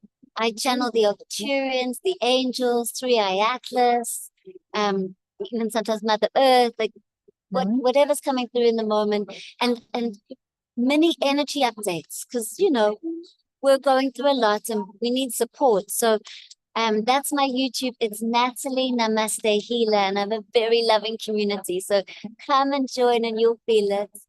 And then my Instagram, that's more, you know, like working with the mind, working with the emotions, that supports being human. And that's Natalie Namaste with an underscore at the end. And then my website, which is natalienamaste.com. And you can go, like, spend some time there, because there's a free gift, a deep meditation to raise your frequency. And then if you go to the book now, you can see I do so many offerings. I've got a sacred circle, which is in May. I think it's maybe 25th of May. I can't remember exactly. And it's, the beautiful thing is I like to make sure that everyone can come. So it's $44 for those who can afford it. There's a coupon code LOVE for a 65% discount, or you use the coupon code FREE so you can come for free. Just come. Hundreds of us come together. We meditate for an hour. We go deep. And people tell me, Natalie, I'm just feeling the energy afterwards. Like, this is what it's all about. It's being able to embody and feel the light that you are. So I'm here to help you awaken, to remember the light, and to support you through that awakening process. Hello, everybody. Beautiful. Namaste. Love you so much. Thank you. She's just wonderful. And we have another wonderful guest, Desiree Hertog. You got to come around. Desiree Hertog is going to bring a new guest. She said, Scott, you got to have this person on the show. So in a moment, we're going to meet her. And a reminder that tomorrow we'll be in our private room. It'll be very quiet, and so it'll be much easier for you to hear. And I appreciate. I hope you've been able to hear all of our wonderful guests. Okay. And so I like. We can hear the man talking behind you. Can you hear us? No, we can hear the man talking behind you. Oh, you just stopped. That was Neil making an announcement. The show is. Okay. All right. So we have 5 more minutes. And so this is our amazing new guest, Dr. Beverly Rubik. And she's actually here at the New Living Expo speaking about a personal journey of recovering from arthritis. And so Beverly is going to be speaking about her healing journey and practical insights. Welcome, Beverly. Thank you so much. It's really a pleasure. Well, what I've learned is how much you can do for yourself with respect to reducing pain and stiffness. And, I was told, given my age and history, bone on bone arthritis on the x-ray and bone spurs, the worst. They said, you're a candidate for a joint replacement, but do I really want one? I'm a professor of integrative health and I believe in enhanced self-care. Actually retired from academia, but I wanted to push the limit, and I don't think there is a limit. I say that, but let go of limits. I'm recovering. I no longer have night pain. I have less pain and I can walk 20-minute miles. I had trouble walking around the block about 2 years ago. I have really turned things around by reducing inflammation, eating Mediterranean diet, low meat. Salmon is one of my best friends in terms of killing pain. And of course, the right supplements and mentality. And the most important thing that I learned was I needed resolve. I needed to say, yes, I'm going to do this. No more doubts. I'm not going to do the surgery. That's out of the question. And I will heal myself. And I think resolve is what's missing in many people's endeavors for self-healing. They just don't realize how important it is. So that's how my do message. how do you create resolve? What's a tip for our audience of how to have greater commitment or resolve? Well, I was on the fence about getting this terrible surgery because it's very invasive. They cut off your joint, they put in something metal, they use some kind of synthetic glue, and they never even test your biocompatibility with all this stuff. So I looked at that and said, this is highly mechanical and materialistic. That's not who I am. I'm a person who's a mystical scientist. I want to use all my resources as a divine being to heal. And I believe if I pray, align myself with source, and do everything I can, I will heal. I am healing already. So you have to set aside all doubts. That's the key.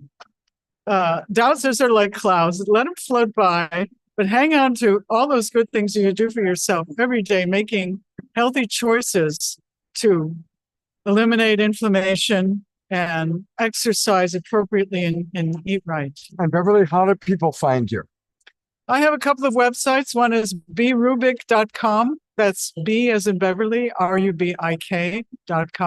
And I run a nonprofit laboratory in Emeryville, California, frontiersciences.org. And I do holistic testing. If people are interested in everything from biofield testing to live blood analysis, arterial stiffness testing, and health counseling. Beautiful. Well, thank you so much. And we look forward to hearing more about, this incredible journey that you've been on, and so much of the audience here is really able to benefit from everything. Fantastic. So much. Nice to meet you. Pleasure. Yeah. Can you put the microphone on me and make sure it's turned on because it looks like it's off. Oh, okay. I can give you a card. We actually have one more amazing guest of all the people to end tonight with. It's perfect because we are about to bring up the new owner of the New Living Expo, who also is our favorite spoken word poet, who's also the man that we love from Portal to Ascension. He is the true Renaissance man.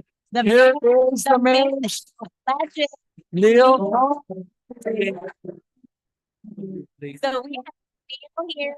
He is the new owner of the New Living Expo, really carrying on this incredible expo that Ken created and bringing it new life, new vibrancy, a whole new chapter for and also bringing in your whole portal to ascension community. So how do you feel about this transition? You know, Tell the audience. okay, yeah, you know what? It was it was a very challenging putting this on, to say the least. It's been a crazy journey, but as soon as the opportunity presented itself, I just felt that it was really time to reinvigorate this event.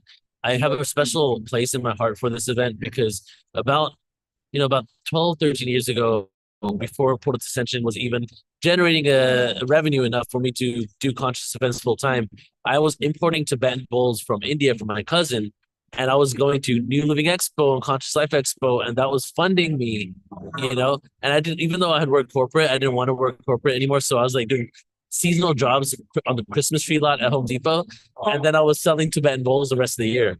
Okay, Conscious Life Expo, New Living Expo, and the Body, Mind, Spirit Expos. That's where I was doing it at. And it's such a great experience and connection. I connected with Ken back then, but he doesn't remember because it was a long time ago. Because I was a volunteer one time, and so when I heard that it was up for sale, not only am I so into stories, if you know anything about my the history that I'm into, and also the spoken word, I'm into stories, and I love legacy. And just the fact that this event came out of a place where I would say in Northern California, truly the consciousness movement and the New Age movement really got birthed, and then it got spread around the whole world. And many people have no idea exactly what actually occurred over here. But since I'm into stories, I already knew that the New Living Expo was a legacy event based on all that wisdom from the 60s and the 70s into the 80s. But then Ken has been doing it for a while. After a while, you want to shift and do other things, and he was ready to move on from it. But in my mind, what I've been saying on Portal to Ascension is that this is the time more than ever. It's not time to end these things. It's time to begin more of these things, right? And so after the conversation with Ken, I it was just a conversation at first. I really didn't think that so much this was going to happen, to be honest, And then, but it did, and now we're here. And after thousands of hours on my computer, conversations with speakers and exhibitors, and dealing with so many different people, we're finally here in this moment. It feels very surreal, but I also feel that this is the perfect moment for us to step into what's to happen in the next few years, especially when it comes into disclosure, not only internally, but externally, understanding and connecting to the truth of who we are, and then also understanding that we're not alone in the universe. I wanted to originally, take this event on in 2027, when I had said, can you wait a year? Can you do it for another year? Because 2027, I feel it's going to be open contact year. And then he said, no, I want to do it now. So I'm like, well, at least it gives me a year to get ready for 2027. So I can work out the kinks, and make it better. I thought that was your leg. Work out the kinks to make it even better. So I'm just excited to be here. And I appreciate both of you guys being here as well. We love you. Would you bless us with some spoken word? Yeah. Since we are, the venue's closing down, so we got to leave pretty soon. So I'm going to do a short one here. The odor. Yeah, let's do it. Here we go. Meditate and levitate. Waves of frequencies resonate higher. I'm connected to the provider. Source of cosmic energy. We're going to be one single entity. Expansion remedied. Oneness must breathe. Exhale and let free. Consciousness to be. Experiences of you and me. Souls of interdimensional beings to feel, hear, and see this third-dimensional planetary existence. All time could be found in one instance. In this realm of linearity, atoms in anarchy, quantum polarity, the epitome of creation. Facing our egos, acquiring patience, waiting to let go of our nations, and join the federation of souls that will take us to the fifth world. Deep inhale, everybody together. Deep inhale.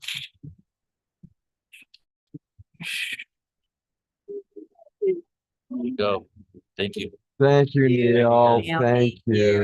For creating that federation of souls right here. Yeah, So we are. thank you for your leadership in this whole industry, you know, creating portals to ascension, creating a platform for so many speakers, healers, practitioners, and then, you know, already creating so many live events, and now really bringing your energy and power to create a new chapter Thank for you. New Life. Yeah, it's all about family, you know, like, you know, all the people running this event are all people we love and care for, and then you guys as well, you know, doing it together. It is. Yeah. It is. It's exciting, and it's an honor to be able to be a part of your inaugural show. So congratulations, you guys. Thank you. If you didn't come live, it's amazing. The energy is off the charts. It has been packed all weekend, and this is just the first rodeo for Neil. So I just am so excited to see what's to come. Yeah, So me too. congrats, Thank you. congrats, See you guys Neil. next year, okay? Yes, definitely. Definitely next year. Come join us on the floor here at New Living Expo. And, you know, we love you guys, and love you, Okay. Neil. Love you, Scott. All right. Bye, guys. But come on in and just say hello to everyone. We have our amazing instantaneous pain relief healer. Was that Neil? That was Neil's. Okay, perfect. Instantaneous pain relief healer. And this is actually a gift from Moon. She was so generous to buy me these mics as a gift. So as you all know, Neil Moon is able to heal pain in seconds. So if we're actually being thrown out of here, but if any of you have a pain you would like to raise your hands on real quick, let us know. And we'd love to bring someone up for Moon to do a quick pain healing. If anyone is suffering or feeling any pain. So you got to raise your hand so we can find you electronically. There we go. Okay. The quickest. You're on, George. Hey, I'm not at the expo because I've had severe dental pain. I'm taking antibiotics. It's right here in the upper left side of my mouth. Maybe you can help the rest of the pain disappear. It's much better. I'm on my second day of antibiotics. So you know, so it's not confusing. I'm going to do in 5 to 10 seconds. I'm going to just say one statement, and usually people feel relief within a split second. Did you hear me? Or What did you say about antibiotics? I can say it. I'm going to do intentions to clear your pain in 5 to 10 seconds. I'm going to start right now. I want 100% of your teeth pain or dental pain to be gone now. Do you still feel your pain? Is it reduced? No. Okay. But if I touch it, if I press on this area, it's still sore. Just Put in your glasses. I'm going to put a bubble white line protector on me, a bubble white line protector on you, so only white light and positive energy can come through. I'm going to put intentions into your glass. I'm going to channel source energy into your glasses to permanently and instantaneously heal and eliminate all your dental pain and infection. So when you touch it, you have 0% pain. Do you still feel do you want to touch it to see if you still feel the pain? Do you want to touch it? Yeah. That is better. That is better. Definitely. You still feel the pain? You made a difference. Thank you. Thank you. Thanks. But do you still feel the pain? I said no. I didn't feel it. All right. Yay. Slight, much slighter, much less. I'll come see you guys We might tomorrow. have to go to the dentist though, just to be sure. But like, yeah. But Moon, Well, I are had to you go to the available dentist. I tomorrow? have to go Moon, back. So I'll send you the details on where we're going to be tomorrow. so do I have to log into my computer? No. No, here. Here Oh, live. it's gonna be here live. Okay. Just in a different location. At a different location. I'll send you the information. Oh, it's somewhere in this building. Yes. Yeah, actually, it's in the hotel building, but yeah. Okay, they're throwing us out. So, Omashar, I'm going to make you the host because I got to close my computer. An amazing show, Scott, Global Peace Tribe Community, Soul Search family. Thank you all for joining us live at New Living Expo. We hope to see all of you at one of our Soul Search Enlightenment Expos coming up soon. Las Vegas, Irvine, Concord. And of course, tune in with our live readings and healings. We've got Bob this week on Monday and Ragini with chanting and meditation on Thursday. So we love you guys. Thank you, everybody. I'm going to have to skedaddle. I've made you the host, Omashar. He'll do a closing song, and we'll see hopefully all of you tomorrow at 12 noon for our special Sacred Sunday show with Eden Amadora as co-host and some great presentations. See you tomorrow.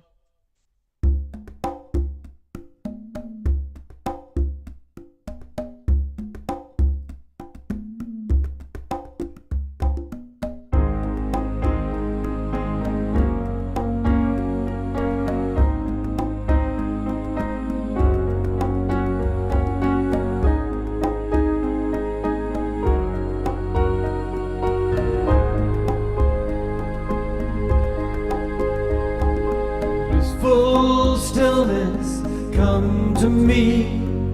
Blissful stillness, come. Hold me in your sweet silent embrace.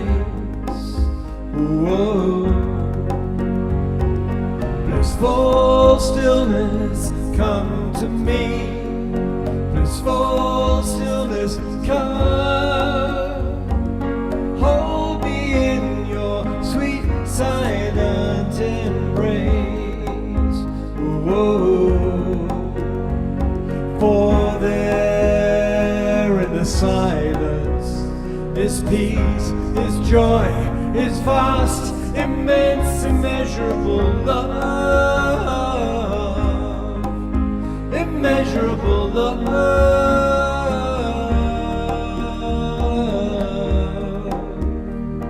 I call to my silent friend, my Lord, myself, my all.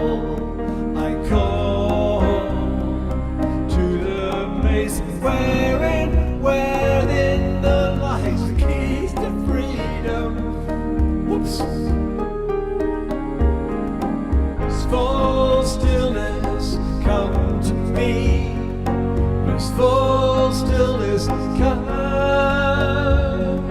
Hold me in your sweet silent embrace. Whoa. Blissful stillness, come to me. Blissful stillness, come. Hold me in your sweet silent embrace. Whoa. For there in the silence is peace, is joy, is vast, immense, immeasurable love.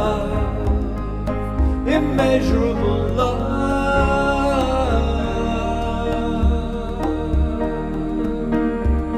I call to my silent friend, my Lord, myself, my all. I call to the place within wherein lies the keys to freedom. Blissful stillness, come to me. Blissful stillness, come. Hold me in your sweet silent embrace. Whoa. Blissful stillness, come to me.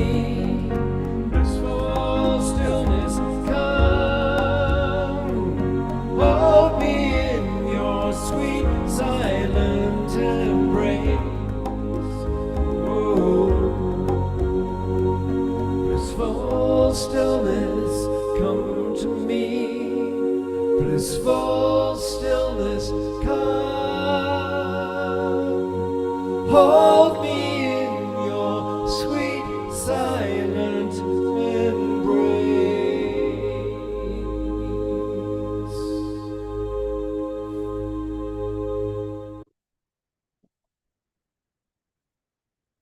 Well, beloved ones, there we have it. Another fabulous edition of the Awakening World Show. And tonight was so discombobulated and it worked perfectly. We decided to make tonight a lesson, Scotty, in surfing. And I think we did it well.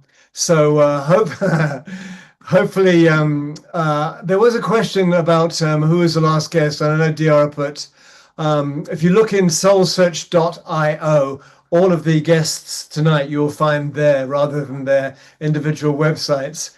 And so we'll see you tomorrow on the Awakening World show. And I think there's the Zoom link in the email that theoretically you should have got. And if you haven't, then oh well. So love you all. It's so good to be back. And as I said, I've never left because I've always been here and I've always felt you. And let's just have a great rest of our evening. I'm going to go outside and bare feet on the cold earth. I'm in Colorado currently, and we had snow yesterday. It's the end of April. What's snow doing here? I know you Canadians love the snow until like July. However, there we are. Good night. Love you all. Thank you, Diara. Thank you, everybody. We rock, and thank you. We're lifting the planet, the planet together. It's an inside job, right?